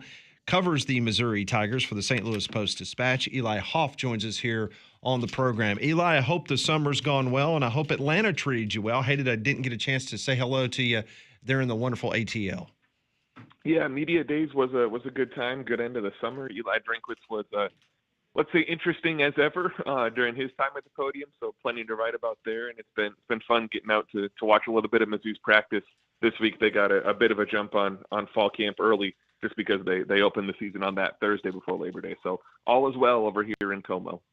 Well, let's start with the offense. Obviously, Brady Cook, the kind of numbers that he put up for back-to-back years in Columbia was impressive. He's going to go down one of the best quarterbacks in Missouri football history. So let's start there. Let's start at the quarterback position. What do you anticipate? Who will fill those shoes of Brady Cook? So it's down to 2 contenders, and it is a pretty open competition during fall camp. The first is Sam Horn, who's a returner. He's been around. He competed with Brady Cook in 2023, but Horn was that was his second season. He wasn't quite ready. He's back now. He's coming off Tommy John surgery, so he's a little bit of an unknown. He hasn't thrown a pass since 2023. He's in the mix, and he's one of the most interesting, I think, college quarterbacks in the country because on Sunday he signed a $500,000 deal with the Los Angeles Dodgers. He's also a pitcher, so that's a unique situation for Mizzou to be dealing with. And then the other contender is Bo Pribula, who was the transfer from Penn State. He came in and ran the ball a lot for them last year in situations where they didn't want Drew Aller taking the hits. But when Aller came back, Pribula hopped in the portal because he wanted to play. He's also a name I think a lot of people heard about at the time because he had to step away from their CFP run. So those are the 2 contenders. It seems pretty neck and neck. I think Pribula's probably got a little bit of an edge from a talent and experience standpoint, but Eli Drinkwitz is going to go with whoever gives his Tigers the best chance to win. And right now it seems like that really could be either of them. Eli Luther Burden, he has gone to the NFL. Who attempts to maybe fill that void with all the production that he had in his 3 seasons? Yeah, I'm not sure if anybody can perfectly, certainly from a talent or brand standpoint, for lack of a better term. But Kevin Coleman, who was at Mississippi State, has come in and he fills the Luther void in quite a few ways. He's a slot receiver who wears number 3 from St. Louis, which is true of both Coleman and Burden. It'll be interesting to see how much volume he gets because I think that was one of Mizzou fans' biggest grievances with the way last year went, that Luther Burden just wasn't enough of a focal point in the offense. So we'll see how that goes. But Kevin Coleman's the most direct answer to the Luther question. All right, let's go to the other side of the ball. Let's talk about the defense because you had some breaking news this morning from Columbia as the defensive coordinator who had big shoes to fill, Blake Baker, obviously moving on from Como, but a new contract extension for the DC there in Columbia. Yeah, Corey Batoon just it tacks on another year for him and gives him a pretty decent raise. So he'll be on the fringes of the top 30 highest paid assistants in the country now. And we've thought this was going to be coming. He seemed to have a pretty positive first year. He came over from South Alabama and we didn't really know what to expect because going from South Alabama to the SEC is a pretty big jump, but it went well. The passing defense improved a little bit. There were still some issues with tackling, but Mizzou's got so much defensive depth this year, especially at edge and at linebacker. So it seems like it's going to be a pretty big step forward. And I think that factors into the extension. Eli Drinkwitz wants to keep his coordinators around and keep them happy. But this defense could really be what carries the load for Missouri this season. How would you describe the tenure so far of head coach Eli Drinkwitz with the Missouri fan base? Has he exceeded expectations, met expectations? I'm just trying to get an idea of fan sentiment. Yeah, honestly, I think the best answer would be that he's changed expectations. He came in the first few years were pretty unremarkable. He was just a little under 500, was getting the team to bowls, but it was the Gasparilla Bowl, Armed Forces Bowl, nothing all that crazy. And then 2023 and 2024 come along, and he puts up 21 wins in those 2 seasons. And now I think there are Mizzou fans who would be disappointed if this team only wins 8 games this season. that's the level now, and maybe that's right or maybe that's wrong of Mizzou fans, but I do think he has changed that expectation to the point where it's now 9-win seasons, 10-win seasons, making the new expanded college football playoff. That's what fans are targeting more, when in the past I think they would have been fine with a little bit less.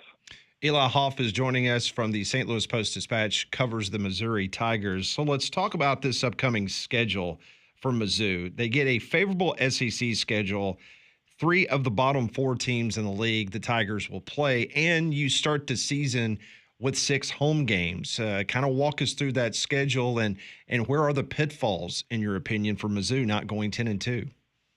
Yeah, the schedule's unique with the 6 home games. Mizzou's not on the road until they play at Auburn in mid-October, so that's sort of unique, and I think that's a pretty obvious pitfall. Mizzou's first road game last year was at A&M, and they were blown out. They were out of that game in the first quarter. It was just evident they weren't ready for that environment, for going on the road, for all of that. So I think that's a pretty obvious game to pinpoint there. Getting Alabama and A&M in Columbia, that's more favorable than facing them on the road last year, but that's still tough. The game that I think will be the real bellwether for what the season's going to be is Mizzou versus South Carolina in Columbia, Missouri. That was the game that was the nail in the coffin for Mizzou wanting to make the CFP last year. And Mizzou and South Carolina just tend to play good games. South Carolina's a team that looks pretty good this year. That's one that if Mizzou wins, I think that maybe raises the ceiling a little bit. If Mizzou loses, that lowers the floor a bit. Eli, any idea, because we talk collectives here in this state, obviously, with rosters and how much you have put into a roster financially each season, any idea what it looks like there in Columbia? Yeah, this was something that I was actually able to report a little bit when it comes to numbers earlier this year, and across all sports, Mizzou had spent more than $30 million on NIL to that point this year, and that was back in June that we reported that. So there's been a pretty good chunk of change spent on both football and men's basketball here, and some of those contracts were front loaded. The CEO of the collective told me that they front loaded contracts like everybody did, because they felt that was necessary to compete. So, we don't have the rev share numbers or a sense of what this now true NIL is going to look like. And I guess as of this morning, collectives can pay players again. That it's still all confusing, and I'm not sure we'll ever fully know. But yeah, Mizzou has spent 8 figures on football NIL already this season, and that was before July 1st even came around. Eli, I am curious because covering the SEC, and we get an opportunity. Drinkwitz is very open to do interviews across the Southeastern Conference footprint. He's always great at the press conferences and at SEC Media Days. So I'm just curious, did he have a lot of fun with the fact that the SEC media voted the Missouri Tigers 12th? Did he use that as motivation? Did he take a shot at the rest of the media writers around the conference? What was just the overall reaction of not only Drinkwitz, but maybe the Missouri fan base in regards to them being picked 12th in the 16-team SEC? Yeah, it's interesting you bring that up. I think fans are unhappy because they look at the 21 wins over the last 2 seasons and think Mizzou ought to have more respect than it does.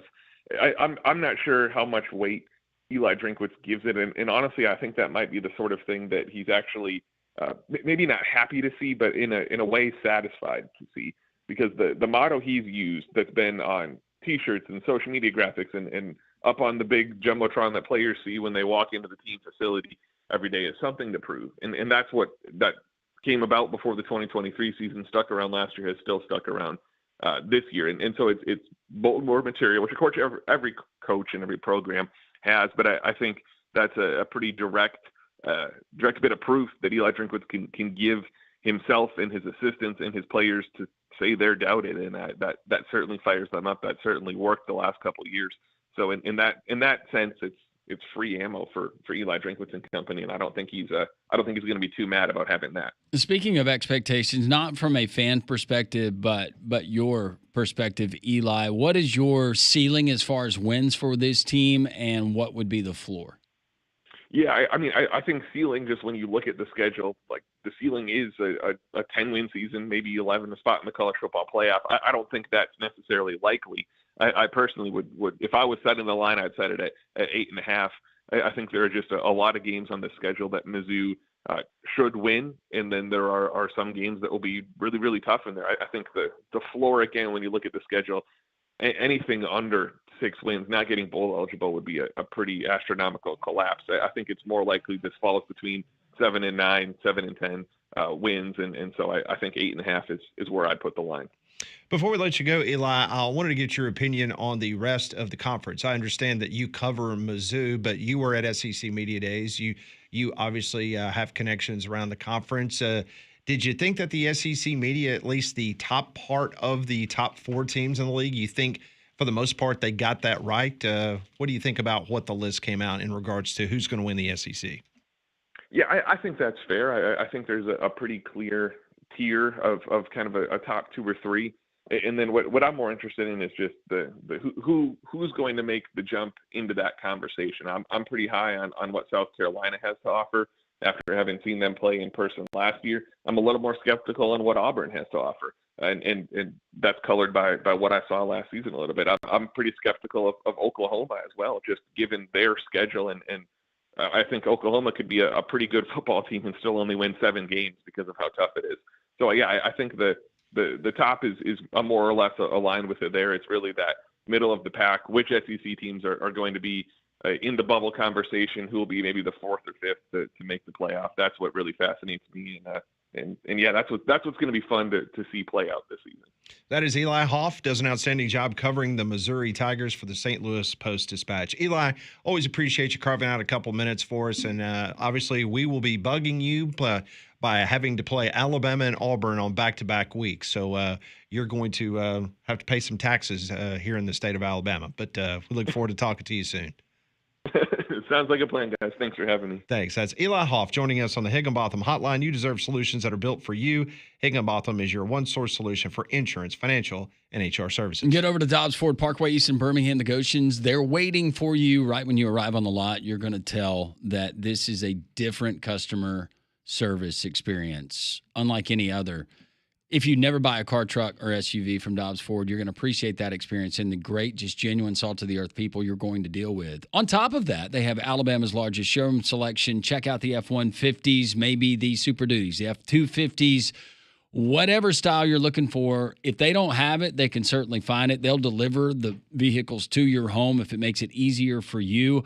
Mustangs, Broncos Sports, Expeditions, you can find it there, Dobbs Ford. Again, it's the people that make the difference, and right now, Ford employee pricing on select makes and models, 90 days until your first payment. DobbsFordBirmingham.com. DobbsFordBirmingham.com. And when you get over to Parkway East to see the Goshens and the rest of the Dobbs Ford staff, make sure you tell them Landrum from Jox sent you. So we got Ryan Grubb. He is speaking to the media after Alabama's second practice. He has some interesting comments about the quarterback situation. We will let you hear those next on 3 Man Front.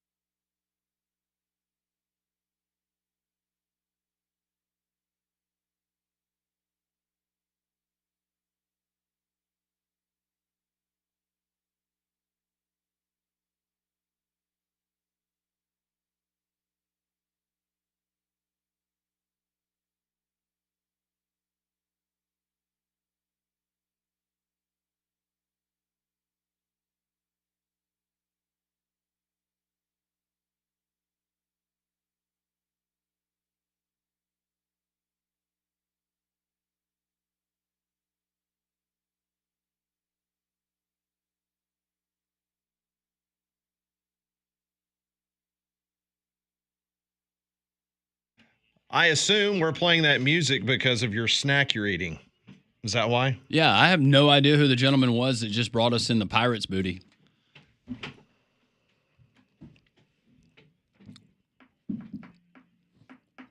Oh, I'm sorry, guys. Did I let something out of the bag there? They're tasty. We can hear. Are they as good as you remember? Mm-hmm. And look, no residue. Well, myself and Cole, since we use that in the morning, we appreciate that. Thank you for no residue. Yeah, you got it, man. I'll give it a good wipe down just in case. Do we all get some, or is that all for you? No, they're in here. Okay. I opened them. Yeah, we can see and hear. That was a really good crunch, actually. Hey, thank you. That was really good. Those molars.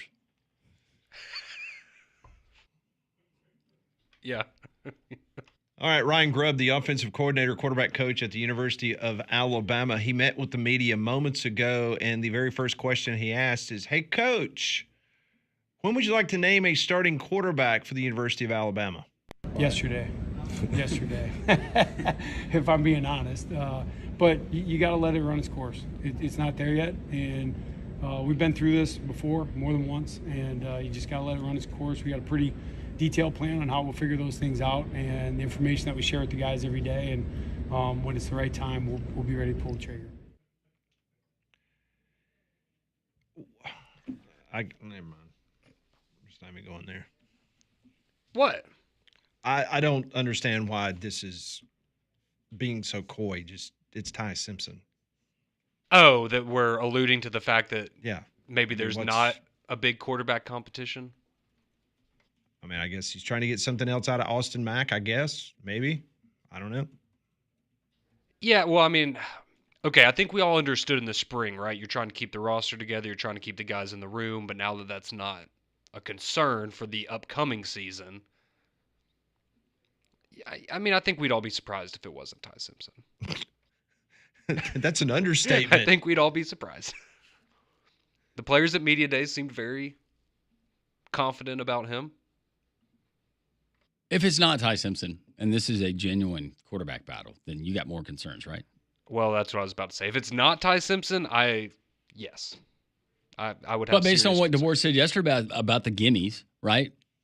The easy plays that Jalen Milroe, intermediate passes that he sometimes had trouble with. Well, and that's what we've talked about. That's what Ty Simpson needs to be, right? Don't turn the ball over and make the gimmies. Just don't do what Jalen Milroe did. Yeah. Don't turn the ball over. I mean, Paul asked me that on his show when we were at SEC Media Days, and I said the bottom line is that he is a safe quarterback. Like, he needs to be Jake Coker. I'm not saying that he needs to be a manager of the game because that's a shot at a quarterback's ability. He just doesn't need to make the type of bad decisions that Jalen Milroe made back-to-back seasons. He doesn't need to try to be Superman. No. Because of the talent you have around you, be a point guard. Get the ball out to the the three wideouts, Horton, and obviously Williams.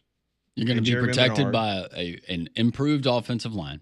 I mean, and run the dang ball. Run the dang ball. That's it. Don't have to do a whole heck of a lot over your skill set.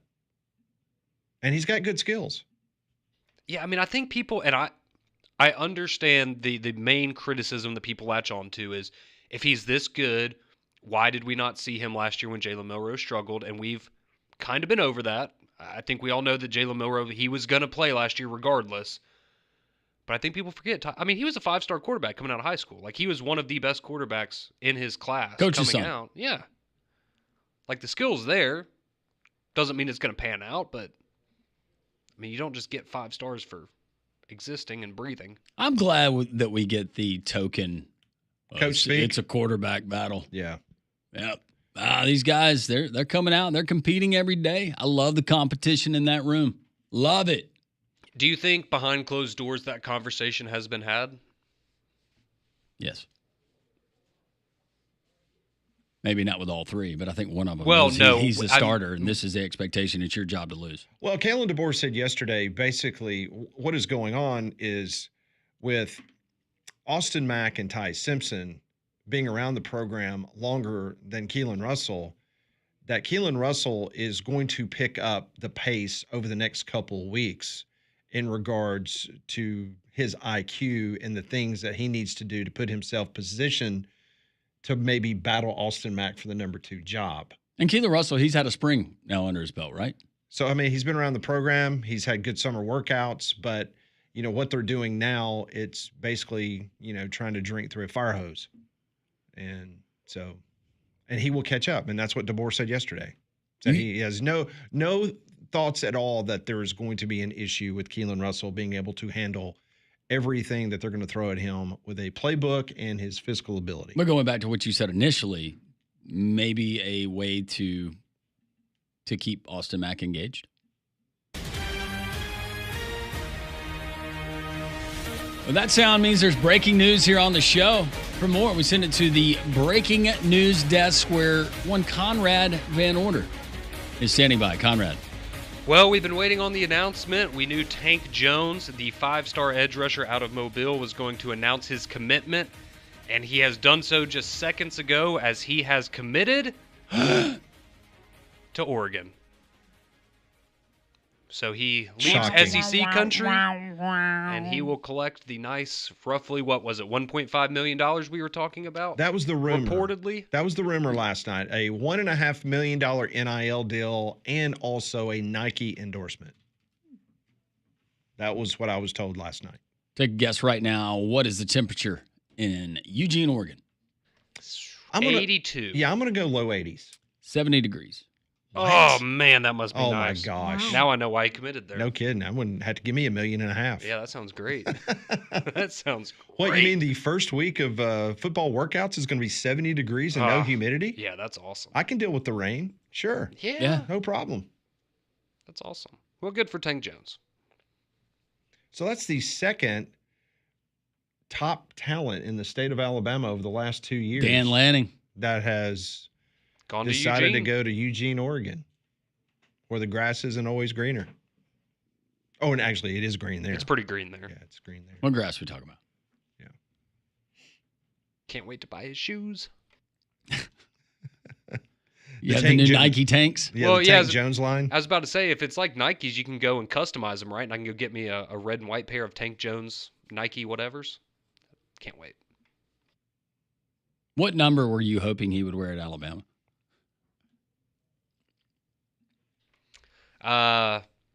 Let's see, edge rusher. I like when an edge rusher goes with a smaller number, like an 8. Yeah, something like that. It's a little more intimidating. Something like that. 8's good. 3's good too. I'm sure that's open at Oregon. 3's good. Yeah, 3's really good.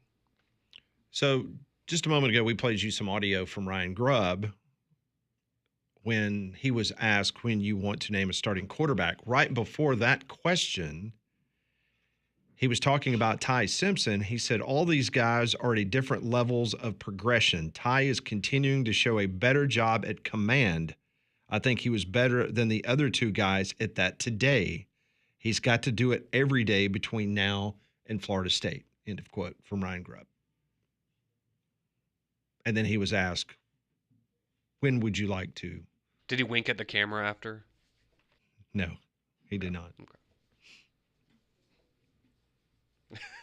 Fingers crossed. So do you think FSU Dave's sitting at his house right now and he's listening to the show and he's going, yeah, there's a quarterback controversy at Alabama and they have no idea who's going to be the starting quarterback? Because Florida State knows who's going to be their starting quarterback. Did you see his TikTok last night? Castellanos? Yeah. No. What did he do? He's just having I didn't fun. think you were on TikTok. Well, I saw it on Twitter. You've been outed. You're totally on I TikTok. am not on you TikTok. sell out. I saw it Hey, on that's Twitter. okay. The other night, and I told him yesterday or Tuesday, so it pops up on my feed that Landrum Roberts is on TikTok. Would you like to follow him? Yep. I was on there for a while. Why are you lying to people? Okay, yeah. See, I had one at one point. I just don't have it anymore. Yeah. I guess I technically. So I have followed one. him. You ought to see the feet pics I've been watching on TikTok. Is Sassy Is it his Cassie on burner? TikTok? Or is that just Instagram? I haven't done a search. That's the I don't know. Chinaman. That's the Chinaman that's running my account from Beijing. Well, you thought you might have a problem earlier. Yeah. Fraud. Scammers. That was a good pickup by you on that particular logo, though. You said, Yeah. the logo's a little bit off, and it turns out it was. Yeah. They tried, though. Well, They put a lot of effort into those. at fake Nairobi scam and emails. Princess that I've been supporting now for 7 years if she can finally just get over here. I just like to think that these scammers, they hack into, like a Cumulus database. Who has failed the most phishing attempts through their email, and then they target those people. Yeah. Well, you know what? It was my training through Cumulus. That's right. That It's is prepared you for this exactly. moment. I knew the red flags. I was like, okay, the sense of urgency, something's wrong there. Legit company wouldn't ask me for that. Let's just send a little bit of money and see what happens. I'm just kidding. You need a photo ID and a picture of the front and back of my debit card. Yeah. For verification purposes, could you give us your social? Sure. Here it is. If they would just work this hard, Pat, we talk about it all the time. Just go and find a legit job, work this hard at it. You could be Rapoli. No question. What if these are the people that could fix college football for us, but instead they're putting their effort into scamming people? Mm-hmm. Could be focusing on NIL and college football playoff. What a waste. Mm-hmm. Well said. One thing that's not a waste is Artec Tractor in Jasper, just north of Jasper on Highway 5. Go to artectractor.com. Got a lot of rain yesterday in Trustful, which means, and I'm happy about it, to be honest with you, I get to cut the grass this weekend. I'm going to be on a zero-turn Toro from guess where? That's right, Artec Tractor. Go to artectractor.com. Mower brands like Toro, Cub Cadet, Gravely, Bobcat, Spartan, residential to commercial grade, more brands and better selection than the big box stores. I live less than 5 minutes from one of those big box stores. I didn't even consider that. I went to Artec Tractor. You should too. Hey, if you're in the market for a tractor, how about Mahindra, Bobcat? Everything from a large home acreage that you have, small homesteads to large farms, or even hunting plots. They can suggest the very best for you. Expert service department, years of experience. They can work on all types of mowers and tractors. So go by and see them just north of Jasper, Highway 5. That is artectractor.com. We continue. We'll get you update on what's going on in Major League Baseball today. It is trade deadline day, as well as college football news and notes from around camps across the country. 3-man front on the Thursday on Jox.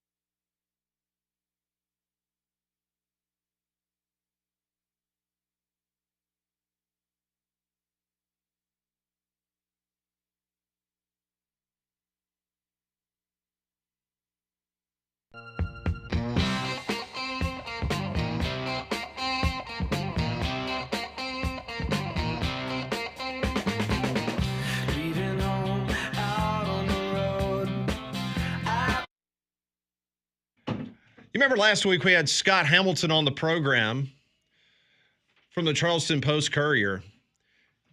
He said the votes were due Monday for the ACC preseason media poll, and it came out yesterday afternoon. According to the media that votes there for the ACC, the Clemson Tigers was voted number 1, no big surprise. Number 2, the Miami Hurricanes, Bama Haters team. By the way, next Tuesday, Bama Hater versus Conrad there at Social Taco. Should be a lot of fun. Well, provided that Conrad's okay. Yeah, and he shows up. By the way, Conrad we do have EMS. He'll be here tomorrow. Okay, good. Oh, yeah, we're 24 hours away now. Yeah, from the Hot Chip Challenge. All right, so Clemson's 1, Miami's 2, SMU, the Fighting Rhett Lashleys come in at number 3. Georgia Tech. How about the Ramblin' Wreck? That's my sleeper team. Brent Key. Sleeper college football playoff. From Trussville, Alabama. Head coach of the Ramblin' Wreck. They come in at number 4. The Louisville Cardinals at number 5. I like that pronunciation better. 6, the Duke Blue Devils. He didn't pay $4 million for that quarterback for nothing. Coming in at number 7, the Florida State Seminoles. If you lose to the 7th place team, according to the media, in the ACC, weakest Power 4 college football conference in the universe. I like how you said you, like I'm going to be on the field participating in the game. No. You will be at Doak Campbell Stadium. You will be at Doak Campbell. You will be there. Yeah, I'll be on the field when Florida State rushes the field after the win. See what he's doing now. Yeah. Reverse psychology. Yeah, let's see what he's doing. North Carolina and Bill Belichick come in at number 8. Disrespect. The Pitt Panthers at 9. Where they should be. Oh, Narduzzi's going to be mad about that. He has him in North Carolina in the ACC title game, remember? Sure does. NC State at 10, Virginia Tech 11, Syracuse 12, Bill O'Brien and his Boston College Eagles 13, Virginia 14, Cal 15, Wake Forest 16, and Stanford 17. So what jumps out the most to you guys? Clemson, Miami, SMU, Tech, Louisville, Duke, Florida State, North Carolina, Pitt, NC State, Virginia Tech, Syracuse, BC, Virginia, Cal, Wake Forest, Stanford. I mean, Florida State being I think Florida State being outside of the top 6. See, I was going to say I'm almost surprised they're not a little bit lower just because they're not going to be as bad as they were last year. No. But they won 2 games last year. But I guess I don't know what 7th in the ACC got you last year. Well, That what was does 7 and 6 5. get you in the compared to the SEC? I'm a little surprised Georgia Tech's that high. I thought maybe Louisville would be ahead of Georgia Tech. I was going back to how much talent that they had coming back at key positions. Offensive line, all of the running backs. You got 2 more than capable quarterbacks. I feel like they're good on the defensive side of the ball and their schedule. So last year in the ACC, the team that finished in 7th was Duke. They went 5-3 in conference play, 9-4 overall. But look at this. So they finished 7th. The team that finished 8th was Virginia Tech. They went 4-4 in the ACC, but they were 6-7. Interesting. So that's a little bit of a drop off. So yeah, you got Florida State at 7, and then you got Bill Belichick coming in at number 8. I mentioned California, the Brian Harsin-led offense upcoming. The Cal Golden Bears, Justin Wilcox. Not sure if he's going to survive another year or not, but Justin Wilcox's Bears are 15th according to the media. And we're very familiar with Jaden Ott, the outstanding running back who Auburn faced when he was at California, kind of banged up a little bit. But he is now the starting running back for the Oklahoma Sooners. Another reason why a lot of people are very high on Oklahoma, not only because of Mateer, but because of Jaden Ott. Take a listen to what Jaden Ott had to give to media, the biggest difference between California football and Oklahoma. I don't know how to put it nicely. Biggest difference, these guys care. You know, not saying that, you know, my former teammates at Cal don't care, but, you know, there's levels. and it shows in the way, guys treat their craft and how often they're taking care of things outside of the facility in order to be good within it, He's a really, really good player. If he can stay healthy, that's a really good weapon to have. I was supposed to say he's been overshadowed by John Mateer in those acquisitions, but yeah, he could be one of the very best in the conference, no doubt. Does it really surprise me though what he said? Well, they're all up on Smoke-A-Doobie Hill. So. Well, I'm not saying that you shouldn't take pride in your craft if you're a Cal player, but given the support, lack thereof, game day, how many people are showing up? Conrad said, who's burning one on the hill? You go to Oklahoma, where now there is a heightened sense of get it done, sense of urgency. Everything's got to be buckled down. Venable's possibly coaching for his job. I can imagine that's that would be. I probably don't need to compare, but should we change Brian Harson's title to accountability officer? It's a mouthful. That might offensive coordinator / accountability officer. You think Harson's laying there in the weeds just waiting for Wilcox to screw up? He's already probably told Rivera, I'm your guy. Or does Rivera just take over that job? That's a good question. So California last year averaged 39,000 people for every football game. That is more than I would have guessed, honestly. They filled their stadium at 62% capacity. Maybe a little lower this year. Lost your quarterback, your running back. All your running backs. All your running backs. All 5 of them. Yeah. So he leaves a place that 62% of the stadium is filled, where he's going and playing in front of a stadium that seats 104% of its capacity. In other words, the fire marshal looks the other way. It's a and safety hazard. An extra 4% show up. I was in danger when I was in Norman. Oklahoma They got ways averages to evacuate the people they care about. 83,731. And it's 104% capacity. But wait a minute. What about when he rolls into Bryant-Denny Stadium? And I'm guessing have they named the game time? Saturday night in Tuscaloosa. Prime time. There's LED lights. Oh, that's nice. The red lights, they're for us. Nick Saban's so welcoming. hologram. I tell you, the last time I saw Oklahoma and Bryant-Denny Stadium, it did not end well for the Tide. No, it didn't. Who was the quarterback for the Tide that year?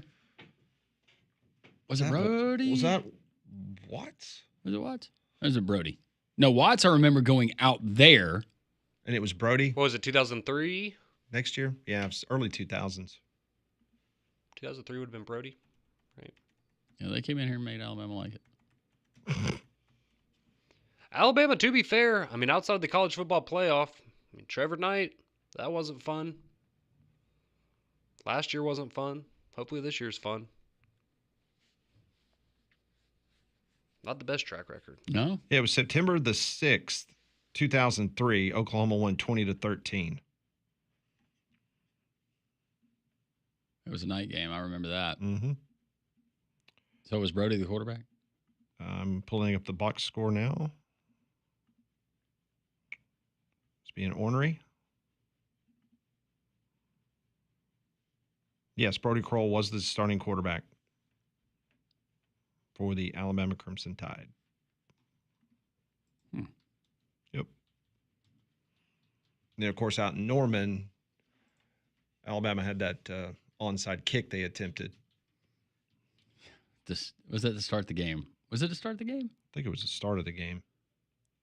Because, as a matter of fact, believe it or not, Tyler McComas' radio partner that we have on the radio show, he's the one that recovered the fumble against Alabama. Oh, really? Yeah. That's small world. Didn't know that. Mm-hmm. Sure did. Jason White was the quarterback that year. Was he? Yeah, he's pretty good. Yeah. Yeah, he was all right. He was really good. 40 touchdowns, 10 interceptions. Wow. Sounds like Ty Simpson's numbers this year. Fingers crossed. You are not going reverse now. We will get you updated on what's going on the trade deadline. Are the Braves active? Is Marcell Ozuna still an Atlanta Brave? We'll give you that update next.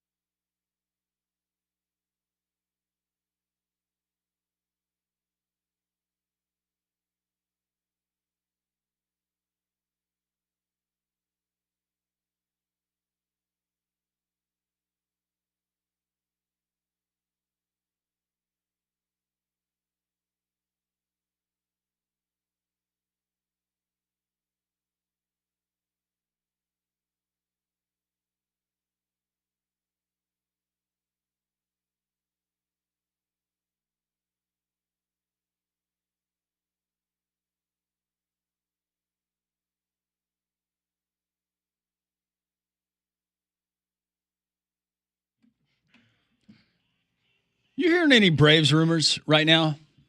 You seeing anything that would be noteworthy, Pat? Honestly, I really haven't. Okay. And keep our eyes peeled. Major League Baseball trade deadline. 3-man frontlands from Pat, Conrad, and Molly. Hope everybody's doing well. Trade deadline, what is that, 5 Central Time? Correct. At 6 Eastern is when all the deals have to be done. And some rumors abound that would pertain to my Atlanta Braves. But I will wait and see if I see anything else here. It appears that the Yankees are talking to the Pirates about David Bednar, who used to be a pitcher for the Mississippi State Bulldogs.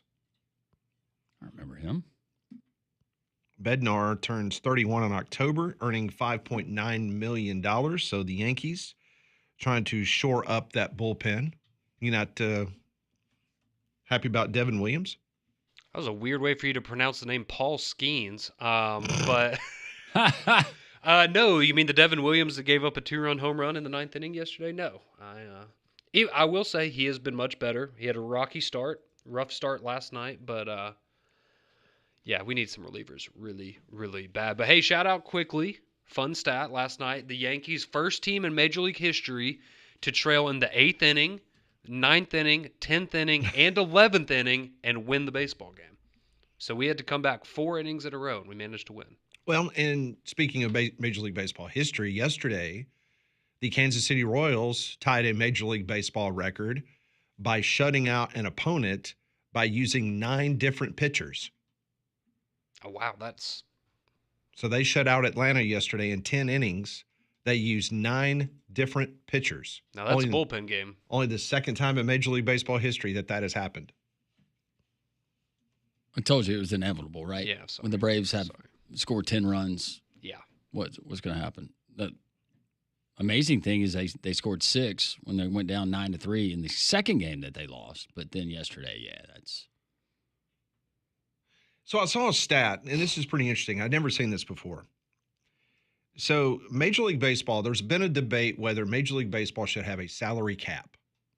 And you saw the story a couple of days ago in which Bryce Harper got into the face of commissioner and basically said, we're not doing no blankety blank salary cap. Yeah, get out out of our clubhouse. Yeah. Clown question, bro. Yeah. Rob Manfred, get out. Whatever. So I saw a stat that said the gap between the lowest and highest cash spender by each league, major sports league, NHL, NFL, NBA, Major League Baseball. Major League Baseball, of the 4 major leagues in sports in the United States, the gap between the lowest franchise and what they spend and the most expensive, it's the most. There's a $296 million difference. So what, the Dodgers and the A's? Mm-hmm. $296 million. Whew. Would you like to take a guess at what the next biggest gap is? Which league? That's a 333% gap in Major League Baseball between the lowest and the highest. Go NBA. You go NBA? I think NBA is a good guess. NBA? NBA, there's only an $88 million difference. So they're not second? No. The National Football League is second. There's 132 million. They have a salary cap. Yep. But if you listen to someone explain the salary cap, yes, there's a salary cap, but there's a lot of wiggle room about the so-called salary cap. There's a lot of accounting, a lot of interesting things. Well, there's a lot of little contract things that they can do to, yes. Yeah.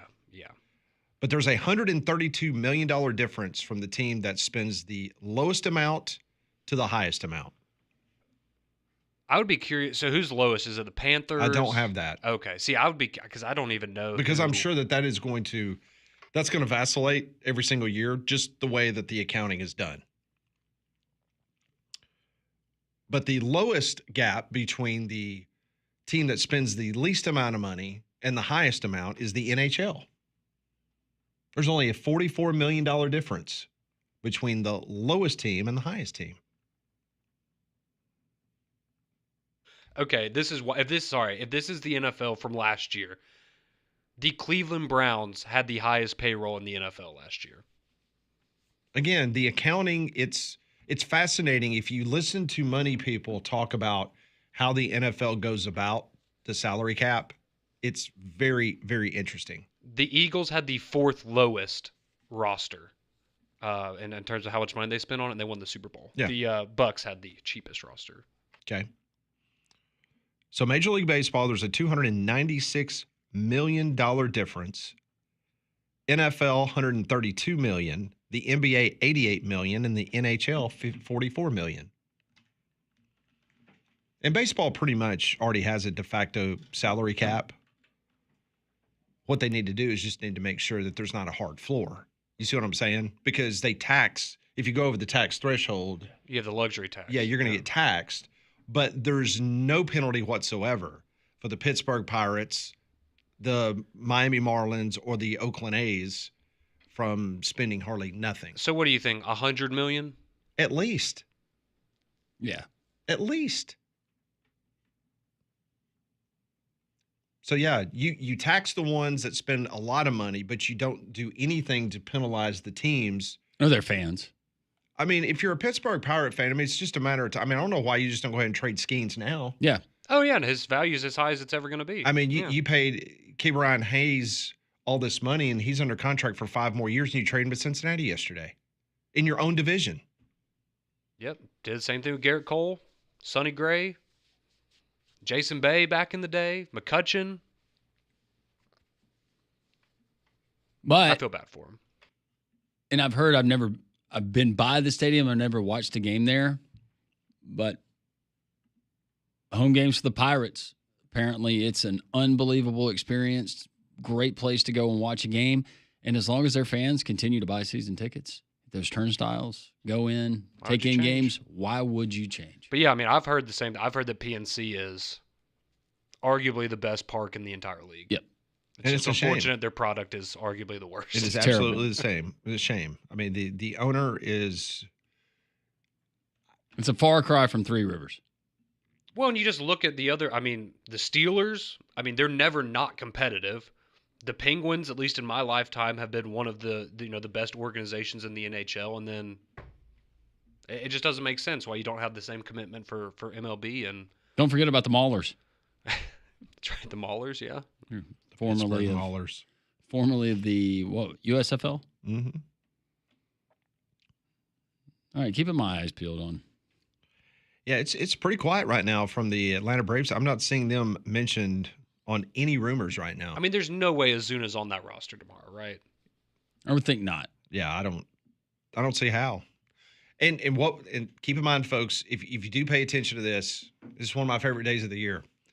5 o'clock, they have to have the paperwork in to the commissioner's office because the commissioner's office has to sign off on every trade. They look at the accounting, they look at the money, they make sure everything is hunky-dory before the commissioner says you're good to go to announce it. So there's going to be a lot of deals that might not come to the press or to the media till about 30 minutes after. Maybe that's bad news for the Phillies. Manfred gets that. He's got to approve it. And the Braves play tonight. The Braves play tonight too at 6:15.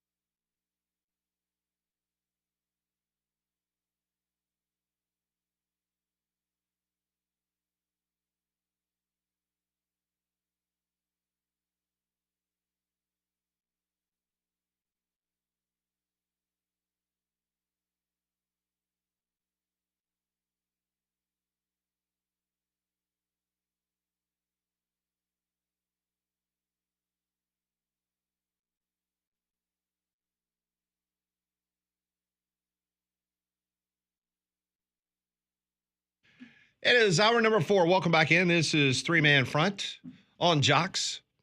If you missed any of our interviews today, Rodney Orr, Rob Pate, Eli Hoff, who covers the Mizzou Tigers, you can always download the Three Man Front podcast. Take us along wherever you go. You can watch us on YouTube. I know many of you do that every single day, or you can listen on the Jox 94.5 app. We'll celebrate the kickoff to college football with us at the Bill Smith Buick GMC Jox Kickoff Party at Regions Field on Thursday, August 21st, and the only way to go is by winning tickets. So, to win a pair of tickets for you and a guest, text the keyword FREE, that's FREE, and your full name to 205-834-9450. Once again, that's the keyword FREE and your full name to 205-834-9450. Winners are drawn daily, and for more information, go and visit joxfm.com. So I think they did this last year. I do not have a membership to Costco. Does everybody on this show have a? I have the other one. I used to have one. You have Sam's? Yeah. My parents do, but I don't. Okay. I used to have one. They're building a new one in Irondale. Really? Yeah, Costco, around the corner of 459 and Grants Mill Road. So is that to rival the other store y'all were talking about that's just across the way? It's not there anymore. Oh, it's not? It used to be. Yeah. Not anymore. No, I have It's to go been to the gone one for a while. Yeah, I got to go to the one in Hoover. Come to Trustful. Is there one in Trustful? Absolutely. Oh, yeah. Trustful's open for business. That's right. I'm Come not on. going to that other one. Well, the reason I bring up Costco is because Costco is now in the business of selling tickets to college football games. They are selling discounted 2-ticket packages for South Carolina, Purdue, Louisville, Virginia, Baylor, Oklahoma State, Tulane, UConn, Louisiana, Western Michigan, Kennesaw State, and Idaho home games. It varies between $49.99 to $99.99. Some of these ticket packages include $20 food and beverage credit or parking passes. Well, if it's like my experience at Costco, back when I was a member, I went in there for something I needed. I bought a lot of other stuff that I didn't need. So why not throw in some season tickets? Put them right there on the end cap right before you check out. Yeah, or put a couple over where you get your chicken bake. Mm-hmm. Go get one of those for $1.50. Ah, what's an extra $50 for a pair of tickets or whatever? Honey, we got enough cheese for 6 months. I bought an entire cow cut up into steaks. And by the way, we got tickets to Boise games or Idaho games. I'm surprised South Carolina's on here. Yes. I agree. I mean, this program is on an upswing. And I just would not think that let's say, this outside SEC, whatever their cupcake game, I don't have their schedule in front of them. I guess I can get it. Let us see. Okay, South Carolina's non-cons this year's Virginia Tech, South Carolina State, Coastal Carolina, and Clemson. That's their home non-conference opponents. Well, maybe those are the South Carolina State tickets then. Possibly. Yeah. I'm just surprised to see a Southeastern Conference school on that list. Not surprised at all. Idaho, Kennesaw State, Western Michigan, Louisiana, UConn. If there was going to be an SEC school, would it be Vanderbilt that we would see it on that list? Well, I mean, until they get their stadium fully renovated. I mean, last year, I think for the Alabama game, it was 37,000 maybe? Yeah, that sounds about right. I mean, it's going to be much Was it larger 37? than I that. thought it was like 28. Somewhere in there. It's not much. And now Vanderbilt's seeing the success that they had, or we just kind of keep it going where we always have a tower crane. We're always under construction. Hey, let's just sell more tickets to the opposing fan bases so they can be really disappointed when they leave. Worked last year. So, yeah. I guess maybe the Costco in Hoover. Maybe you can go buy some South Carolina tickets. Shane Beamer meet and greet. Maybe they got some South Carolina, Alabama tickets, Conrad. I'd pay $50 for that. I don't know if those are going to be offered. You might have to buy No. like a sectional yeah. 60-inch TV, and then they offer you the Alabama-South Carolina tickets. Free with your purchase of $9.99.99 or more. No, you're going to pay for them, but you qualify to purchase them. There you go. So apparently yesterday at Rich Rodriguez, after his practice, he was disappointed in what he felt was his team being soft. He reminded everyone that the portal's an option. We ain't got a game. School don't start for a couple weeks. I got a spot or two open, end of quote. Woo! I was like, Rich Rod is going to be doing some roster management. He is trying to run folks off. Remember Doing the Dion. Remember he was banning TikTok? Oh, yeah, Told that's people right. he couldn't do TikTok in the locker room? I do like that. Well, you don't watch TikTok anyway. What do you care? I'm just thinking for everyone else. So how are you going to prepare yourself for tomorrow's challenge? Are you doing anything special tonight? Juice cleanse? I don't know. Probably just flush everything out. Probably be Really? a safe. I feel like that's the safe thing to do. You know, it's just one chip. No, I know. I'm worried about the after effects of. Well, that's going to hurt regardless. Yeah. There's nothing you can do to prepare. The question So is, should I eat something really, really spicy tonight to go ahead and, I don't know, like a base layer almost? I'd hate for you to ruin your experience of the ultimate heat that you're going to experience at 12:30. I was about to say if I could, but I can't because they've been discontinued because they killed somebody. I would go buy one tonight. Let's not keep saying that. I would go and buy one and just do it at home and see what the after effects were and be more prepared for tomorrow. But I can't do that. But I mean, do you have a strategy where you just like nibble? Oh no! Well, I have to eat the whole chip, right? Correct. You're going to need something to fan those, or not fan them, to douse some of those flames that you're going to have going on tomorrow. So just to give you an idea, you guys know I don't like sweets. Haagen-Dazs ice cream, they had it when somebody had brought it in to the break room. And I ate an entire pint to After try you did to calm it down. Challenge. Okay, so For somebody who does not like ice cream. Okay, see, that's my thing. Is my understanding is that the best thing you can do with this kind of thing is drink a lot of milk. Milk, and I don't love milk. Okay. So I might try the ice cream route then. I feel like it. Is there anything in the consistency of milk that you do like? What else is the consistency of milk? I don't know. I'm more of just like a water kind of guy. Okay, I don't know how much water is going to help you. Yeah, see, that's the thing. I don't know if it's going to help me. And you can, I mean, you don't have to tell me if you think this is a good idea or not. But what I was going to do, essentially, is, break the chip in like 2 pieces or something, stack it on, so I can just eat it all in one bite. I feel like that's the safer. Just get it over with. Get it over with. How did you do it? I can't remember. Because if I take one bite and then it's really hot and I'm not going to want to finish the rest, it's just going to be torture to eat the rest. So I'd rather just. Honestly, I think I blacked out. I don't really remember how I ate it. I think it was no more than 2 pieces if I broke it up. But I think it was 1. I said, just go ahead and bite the bullet and do it. How immediate are we talking in terms of? Immediate. Like. Immediate. My ears started burning. Like sweat, ears burning. You know the cartoon where you got the steam coming out of the ears? It was basically that. Mm-hmm. But the second, like immediately once it hits your tongue. Give it about 3 or 4 seconds. Oh, God. And there will be regret. There will be a thought of regret, like, why did I agree to do this? But just power through it. Yeah. That comes with the territory. 90 minutes will go by and you'll feel much better. Okay. So that's what okay. So if we're doing it at 12:30, by the time we walk out of here tomorrow, I should be fine. Yeah. And then later, it'll be bad. I can't remember. Yeah. I remember him eating the ice cream, but I don't remember much more than that. Yeah. I remember when AJ did it, and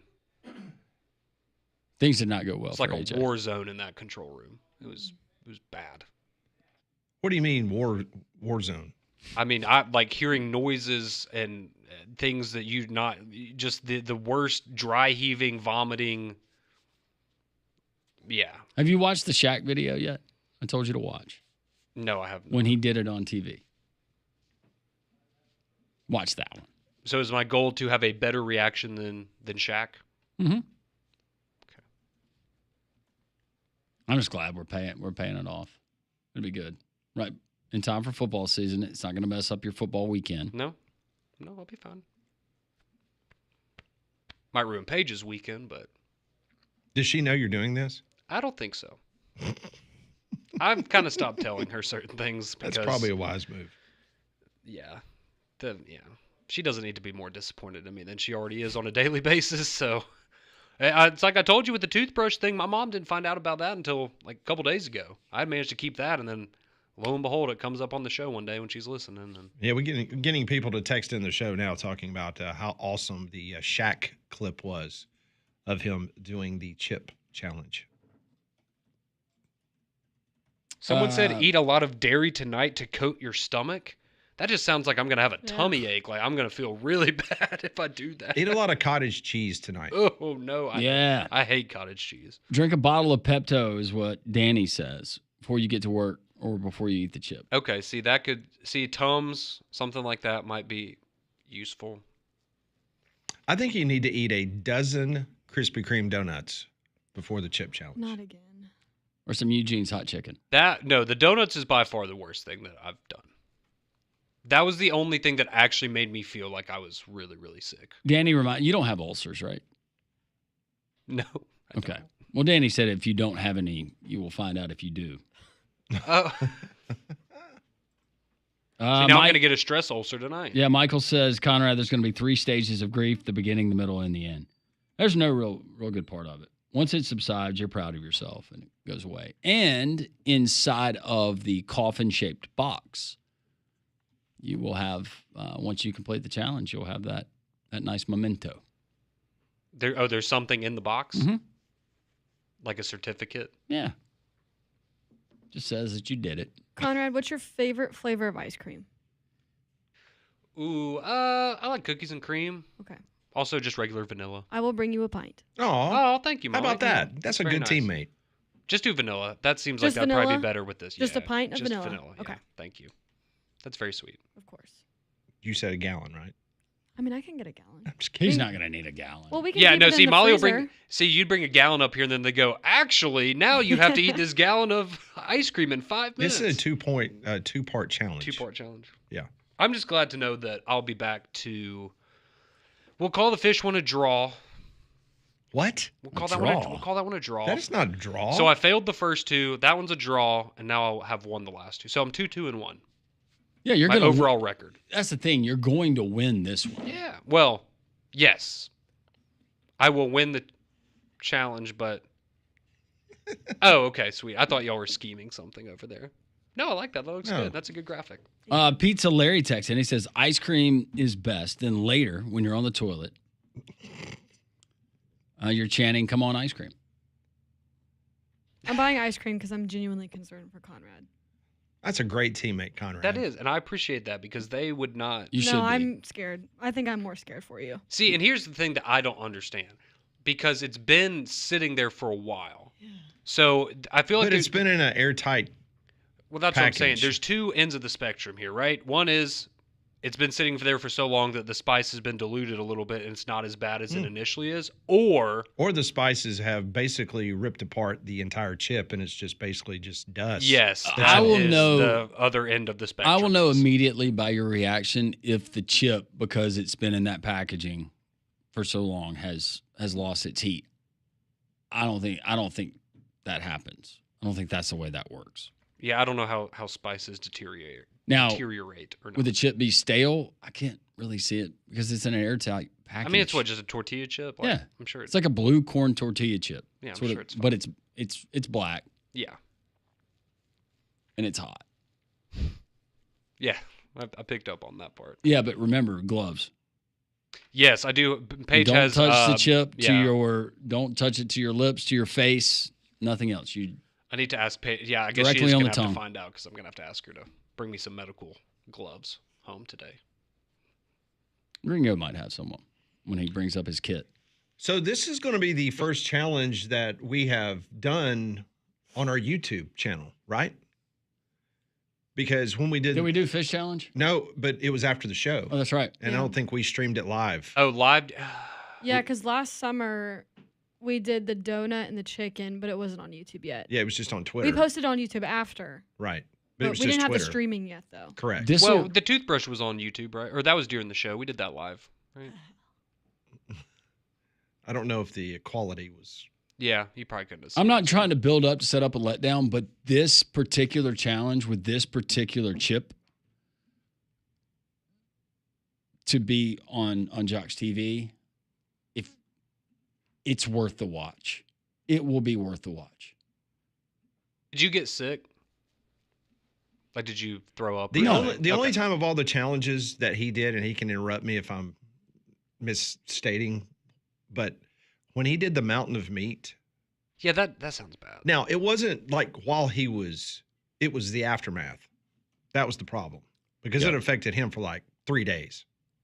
Well, the first problem was the amount of sodium that I took into my body in that short amount of time. Yeah. Then it was all of that protein that just sat there in my stomach all weekend. Took That was him a miserable. while to. Miserable. I'm glad I'm not doing that one. I mean, he ate what? The Spam? You went through that pretty quick. Spam. The Hormel folks were here. They were sponsoring a race car, and I ate the can of Hormel chili and under whatever cold. Did the Mexican pizzas? Yeah, Mexican pizzas. Yeah, this will be a good challenge for you. We'll see where you are in your journey. This would have been really bad a few years ago because, like, growing up, my mom did not use a Any lot of spice? spices or anything. But thankfully, Paige does, so I've gotten a little more used to it. So I think you need hopefully that to helps. go eat some Indian food tonight. See, that's what I was thinking. Like, do I need to go eat some curry and just really light myself on fire and just? There is not a hot unless you just go and raid somebody's Carolina Reaper pepper patch and start eating those things raw. There is not a heat that you can simulate what you're going to have tomorrow. That's why it's a challenge. And Molly's going to bring you ice cream. That's a great teammate. Yep, sure is. We will continue with three-man front. We'll do some Pat Ponders coming up a little bit later in the program. We'll get to your text messages next, 205-834-9450 on the Courtesy GMC text line.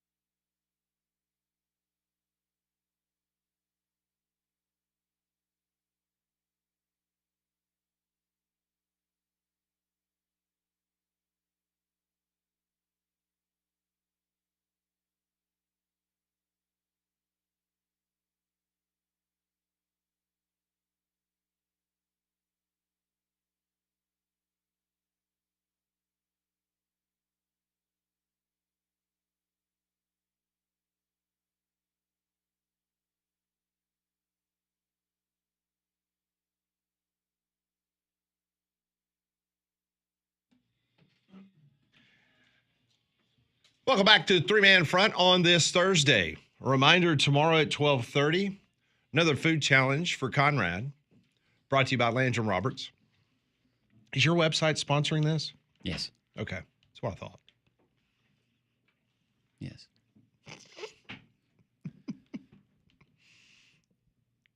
He is just really playing it cool about tomorrow. Yeah, he is. That's fine. You're going to need a towel, too. Perspiration. Okay. Your head will sweat. Should I bring a change of clothes? That's something probably you and Paige could only answer. Okay. Maybe your mother. I'll ask around. Yeah, it's probably better. Or. Well, mainly just a shirt. Depends. That could work. I'm now getting. Okay, never mind. Gary was texting me. He's checking my vitals, making sure that everything's going to be good to go for. Oh, I thought you were like trying to scam people for Venmo like you did the last challenge. Yeah, your vitals, that doesn't need to screw up anything. Hopefully everything checks out. You have your pre. Where is the chip, by evaluation. The way? Do you have it in your office? Yeah. You want to look at it? You want to see it? Yeah, go get it. I'll get it. What, are you going to take it out of the... No, okay, Conrad. I was about to say... Settle down, Nancy. I'd say, come on, don't ruin it. Air it out. Yeah. Meanwhile, the trade deadline is just 3 hours and 26 minutes away. And the Mollis Detroit Tigers, they have been very busy over the last 24 hours. They have just picked up right-handed pitcher Cody Hewer. I'm a big baseball fan. Just tell you, I do not know who Cody is. He is a right-handed pitcher for the Texas Rangers. He is now heading to Detroit, Michigan for cash considerations. Glad we're getting some arms. There you go. I think what you need in October. Looks like he had Tommy John, too. Oh, okay. A couple years ago. My mom just texted me, "What are they making you eat tomorrow? And you should always take an extra change of clothes if they have you do something. Better to have them and not need them." Thank you, Mom. First off, it's Landrum making you do it, not me. I'm out on this one. This is not my idea. Here's the chip for all of our Jox TV viewers. Here's the coffin-shaped box. Go ahead and say it. You love saying it.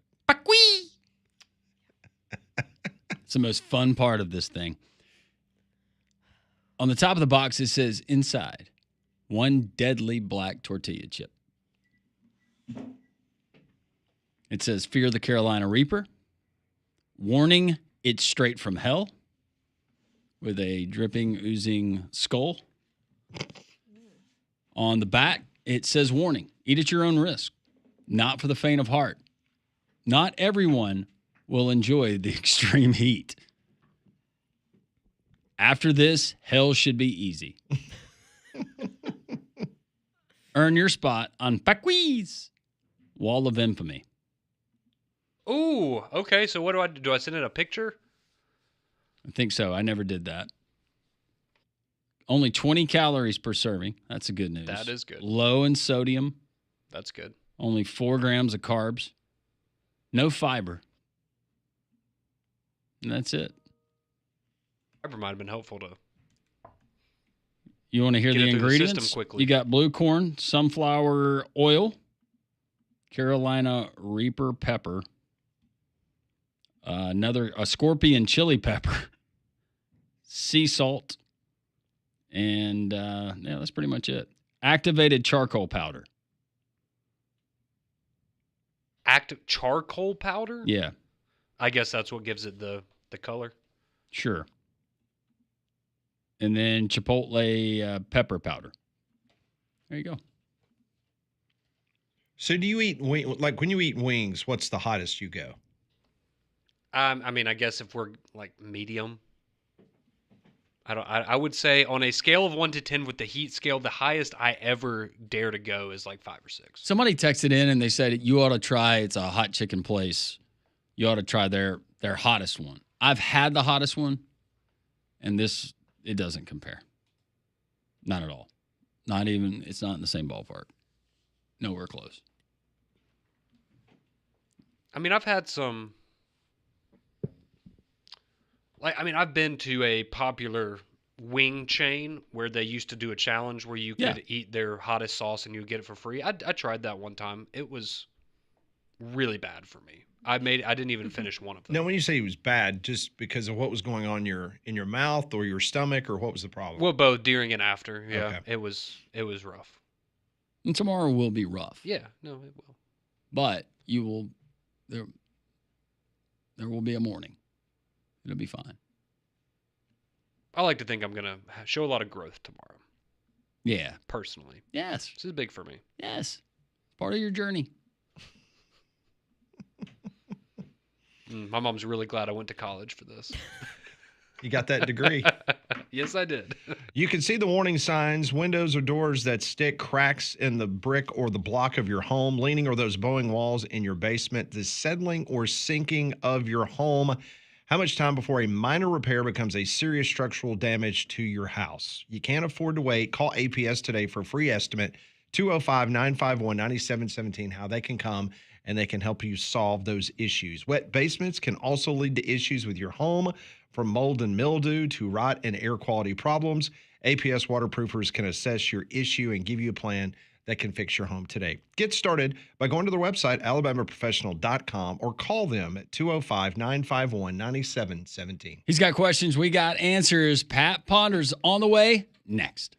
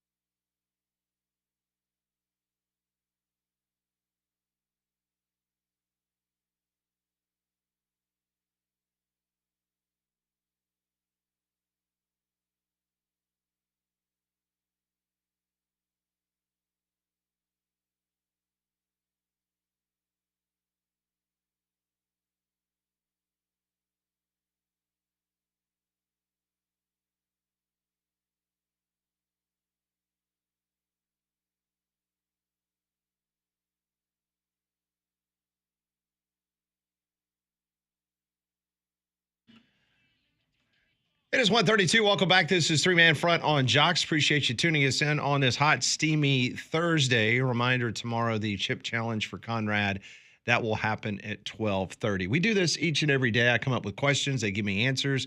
Brought to you by Courtesy GMC. I want to know what you're thinking. Tell me what's on your mind. It's time for Pat Ponders. Brought to you by Courtesy GMC in Trussville. Go by and see them right off of I-459, exit 32 in Trussville, right next to Lowe's. You can't miss them. 9 acres of inventory. Check them out online at courtesybirmingham.com. Question number 1. Which national championship favorite, if they stumble in week 1, will not make the top 25 by the end of the season?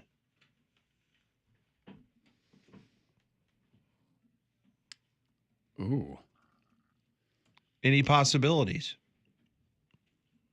No, because with Texas and Ohio State, I mean, if Alabama lost to Florida State, if you consider them a national title contender, which some people do, yeah, I could see where that would be. There's just a lot there. That happens. Yeah, I'll go Alabama. Okay, I'm sorry. You said title contenders that could lose in week 1? And not be a top 25 team Yeah. by the end of the year. Well, if Oregon loses to Montana State, we'd probably have an issue. It's a good one. Yeah, I mean, in terms of... See, because Tennessee's not a title contender, though, with them playing Syracuse. But that's a team you could see falling out of the top 25 this year. But yeah, I mean... Clemson, LSU? No, because... Good versus good, you're not going to get penalized that much. Yeah. And then Clemson's schedule... Also thinking about LSU, you got plenty of time to make it up, and you're not going to drop that far with a loss in week 1. Alabama, Florida State, a team that went 2-10 last year, that'd be a good candidate. Oregon, Montana State. I just, to your point, like with Alabama and Florida State, I think that would just be concerning of, okay, this is a middle-of-the-pack ACC team that you can't beat. Well, then once you get an SEC play, how ugly is it possibly going to be? So, yeah, I mean, I get. Can you imagine that Monday? Oh, my goodness. Because then it's going to be a Vanderbilt. It's going to be an Oklahoma that you lost to last year. They're going to start. Oh, it will. Oh, I changed my mind. Penn State, they're going to lose to Nevada. Bad season. Was it last year that Bowling? Who's the MAC team that gave Penn State? Yeah, I think it was Bowling Green. Was it Bowling Green? Yeah. In Happy Valley last year for at least a half. But of course, wasn't it Toledo that gave Georgia a hard time? Was it last year, the year before? Yeah, who was it? Yeah. And then Georgia ended up beating them by like 50 points in the second half. Well,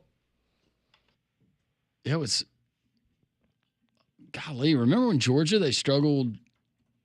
It was against Ty Simpson's dad's UT Martin team. Yeah.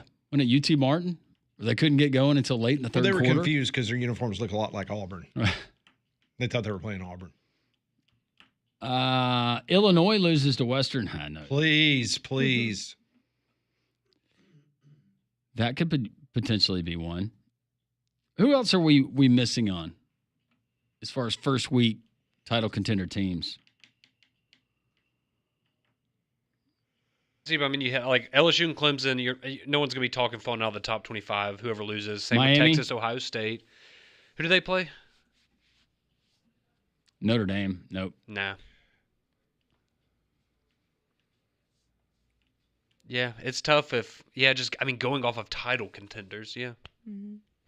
Given the question, Pat had a program in mind, and I said the program. Yeah. You know me too well, my friend. I do. There's a reason that wasn't top 25 team. They could lose week 1. Question number 2. If I gave you $100 cash tonight to wager on the NFL Hall of Fame game, yes. Do you take the Lions -2 or the Chargers as the underdog? I was reading quotes from the Chargers camp. Harbaugh's told them to have fun, but has reminded them that more people will be watching this than the NBA Finals and something else. I'm taking the Lions. I'm going to go Chargers. So you're going underdog. Yeah, I'm going Chargers because Trey Lance is starting for them, and we know that guy needs to put on a show so he could potentially land somewhere else and actually have a career. So yeah, give me the Chargers. I'm usually in a game like this, I'm going to go with a team that is not expected or doesn't have the potential that other team has. I think back to the preseason records of Steve Spurrier when he was coaching, or the Dallas Cowboys the year that they went 1-15 but 5-0 in the NFL preseason. Yeah. All right, speaking of gambling, former NBA star Gilbert Arenas, he was arrested for allegedly operating illegal poker games at his mansion. I love that. According to the indictment, Arenas rented out his California house, and one of his associates staged the mansion for poker games, recruited co-conspirators to host and collect rent from the co-conspirators for Arenas' behalf. Was it just poker that was going on? Allegedly operating illegal poker games at his mansion.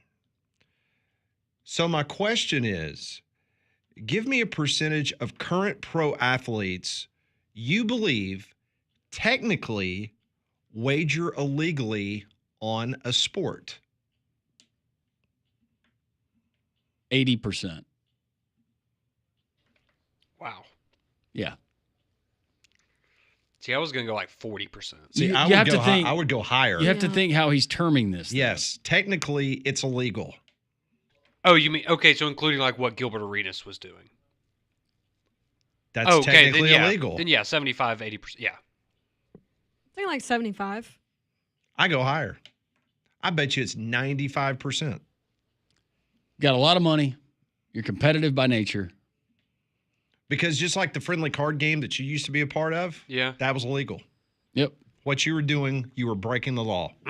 Even if you're standing on the tee box, number one hole. In the state of Alabama, you're breaking the law. Well, broken law a few times then. Oops. A lot of people are even wondering why they're even charging him, to be honest with you. Well, that's Well, I what mean, I he was posted asking. bail, he What was else out. was there a brothel in there? Was there something else? But if it was just a poker game, what did they get? Noise complaints? I'm sure it was a sting operation. So you had somebody inside. They planted inside. Gathering intel. suppose. Who did he make mad? Yeah. Next question. Which one of these rookies will perform the best for their respective teams this season in the NFL? Cam Ward or Travis Hunter?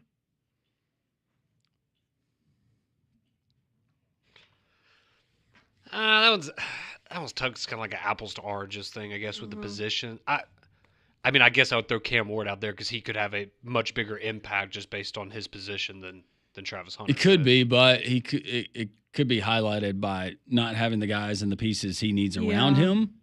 I will go Travis Hunter. I was going to say Travis Hunter too. Okay. Fifth and final question. In Europe, they greet each other with a kiss on each cheek. Would you be open to America adopting this practice? No, don't touch me. Man, Molly quickly with her answer. I like my personal space. I'm just going to leave it at that. Well, I mean, who am I being introduced to? Yeah, right? But no, in general practice, no. No. I do not No. want that to happen. No. Mm-mm. Just blow me a kiss.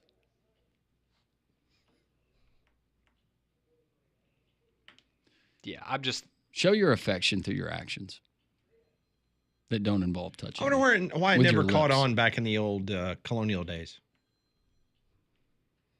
It's a good question. Smallpox. All that powder from the wigs. Bet COVID was rough for them. Well, they had it bad. Back then, you get a little case of diarrhea, it turns into the morgue. I was about to say, yeah, you get a paper cut, you're done. You're for. done. You got 2 weeks left. So kiss on the cheek. Both sides, right? That's what they do. Yeah. Mm-hmm. I wonder where that comes from. And how did we settle on the handshake? Because don't they do handshake and kiss on both sides? Don't they do both? That was more like a hug and I don't know. Do you do more fist bumps these days or handshakes? I do handshakes. Handshake. Yeah. I'm not saying you. I'm saying when you go to stick out your hand and somebody does the fist. Oh, well, yeah, if they're doing, then I'll give them knuckles back. But yeah, I mean, if I'm going up to somebody to introduce myself, I'm going for the handshake. How many times did it happen though? And this happened to me recently. I extend my hand for the handshake. And they said, they come for the yep. fist bump. Then I change the fist bump. Then they immediately change the handshake. That's when you just grab their hand with both hands and shake it. That's when you're going profusely for and the say, double kiss cheek. Great to see you. Yeah. That's today's Pat Ponders, brought to you by Courtesy GMC in Trussville. Go to their website, courtesybirmingham.com. Well, if I can be direct, Diamonds Direct really lives up to its name. There's no middleman, there's no runaround, just incredible diamonds straight from the source. And the price is honestly way more reasonable than I expected. You get exactly what you want, and you don't have to empty your savings to do it. The place is stunning itself. It's clean, modern, and bright, and everything sparkles, and it's not just the jewelry. The staff, they really listen to your needs. And right now, there's a pretty amazing deal going on where if you buy an engagement ring, you get a free wedding band. So if you're thinking about getting engaged, honestly, now's the time to do it, because who wouldn't want a free wedding band? So Diamonds Direct, they're very direct. There's no extra layers, no nonsense, just quality diamonds. The worst thing that Conrad Van Order has seen next.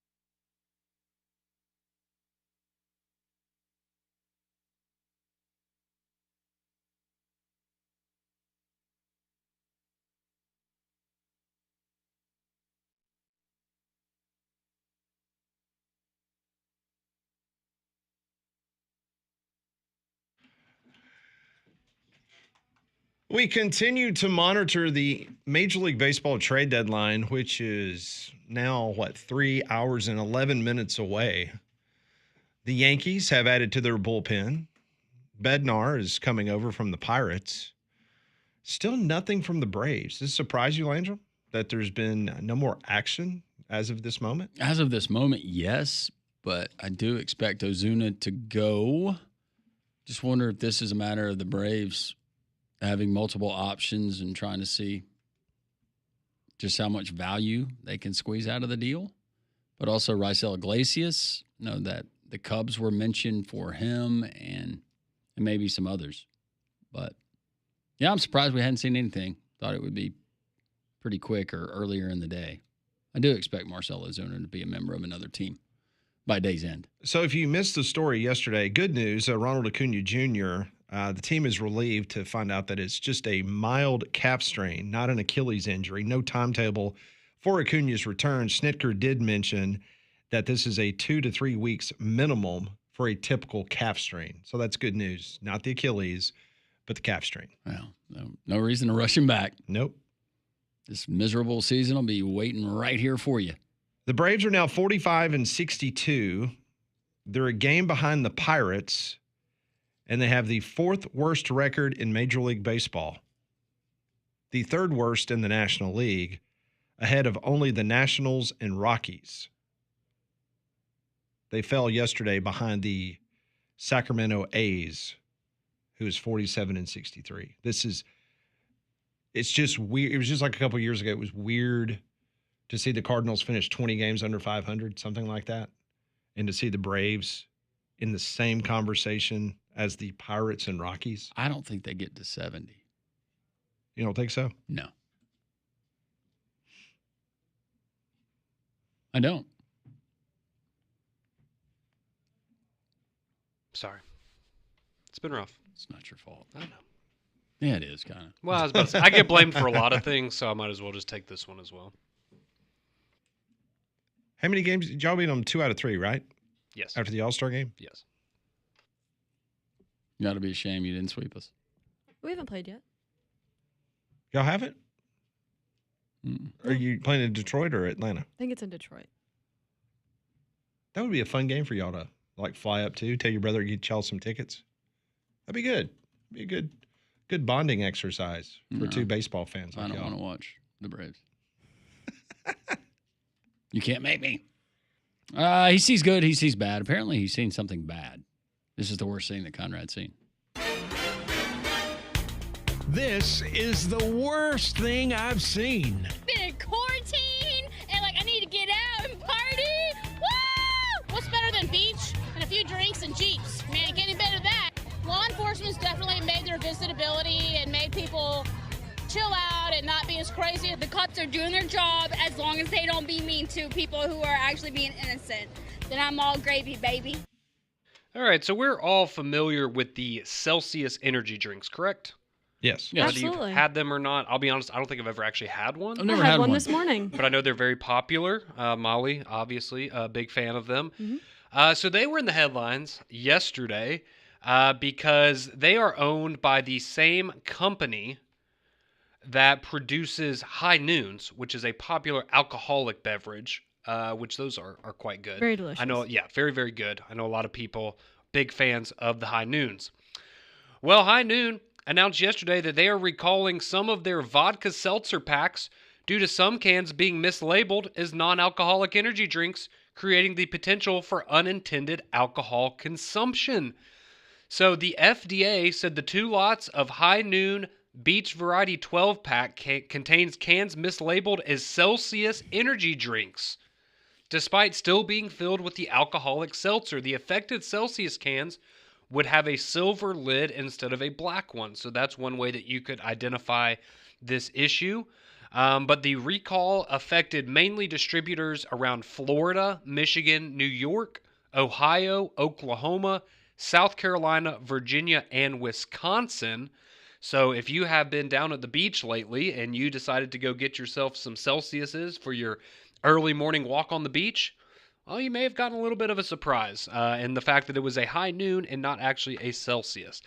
So you can go online and you can find more details on if you've maybe purchased some recently and you want to make sure that they're all good to go. But according to the FDA, quote, the recall was initiated after High Noon discovered that a shared packaging supplier mistakenly shipped empty Celsius cans to High Noon for packaging. And that is when the mishap occurred.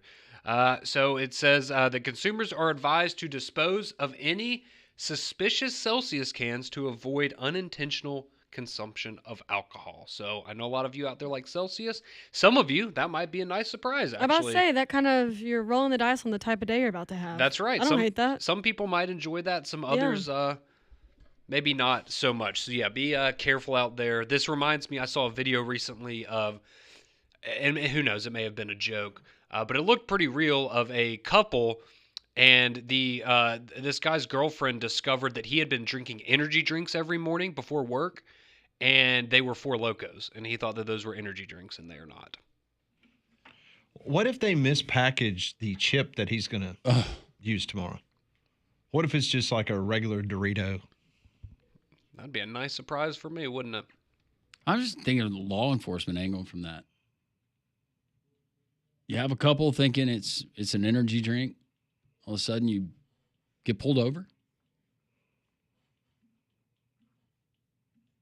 Yeah. Guess it'd be hard to prove. Well, I mean, that you were not intending to consume alcohol. Well, and plus, I mean, it's in a Celsius can, right? Yeah. So if you had one, let's say, in the car open, and they're not going to look and go, oh, that's an alcoholic beverage. They're going to go, oh, But that's who's to an say you energy drink. didn't pour that in? Well, yes, and obviously, yeah. But yeah, that is not a great situation. So again, didn't affect the state of Alabama, but it did Florida. So if you've been down to the beach recently, or you are going in the near future, maybe keep a little bit of an eye open for that. I'm so sorry we couldn't get to my horny tarantula story. What? Yeah, it's mating season for tarantulas. Oh, did not know that. Yep. Apparently, some southwestern states are figuring that out. Tens of thousands. Ooh, yuck.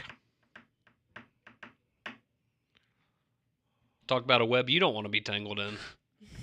That's right.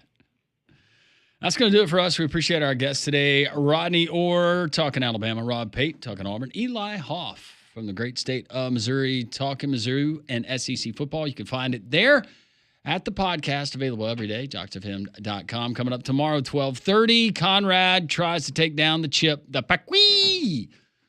The hot chip challenge from all of us to all of you. Enjoy the rest of your Thursday. Be careful out there. Love one another. God is great.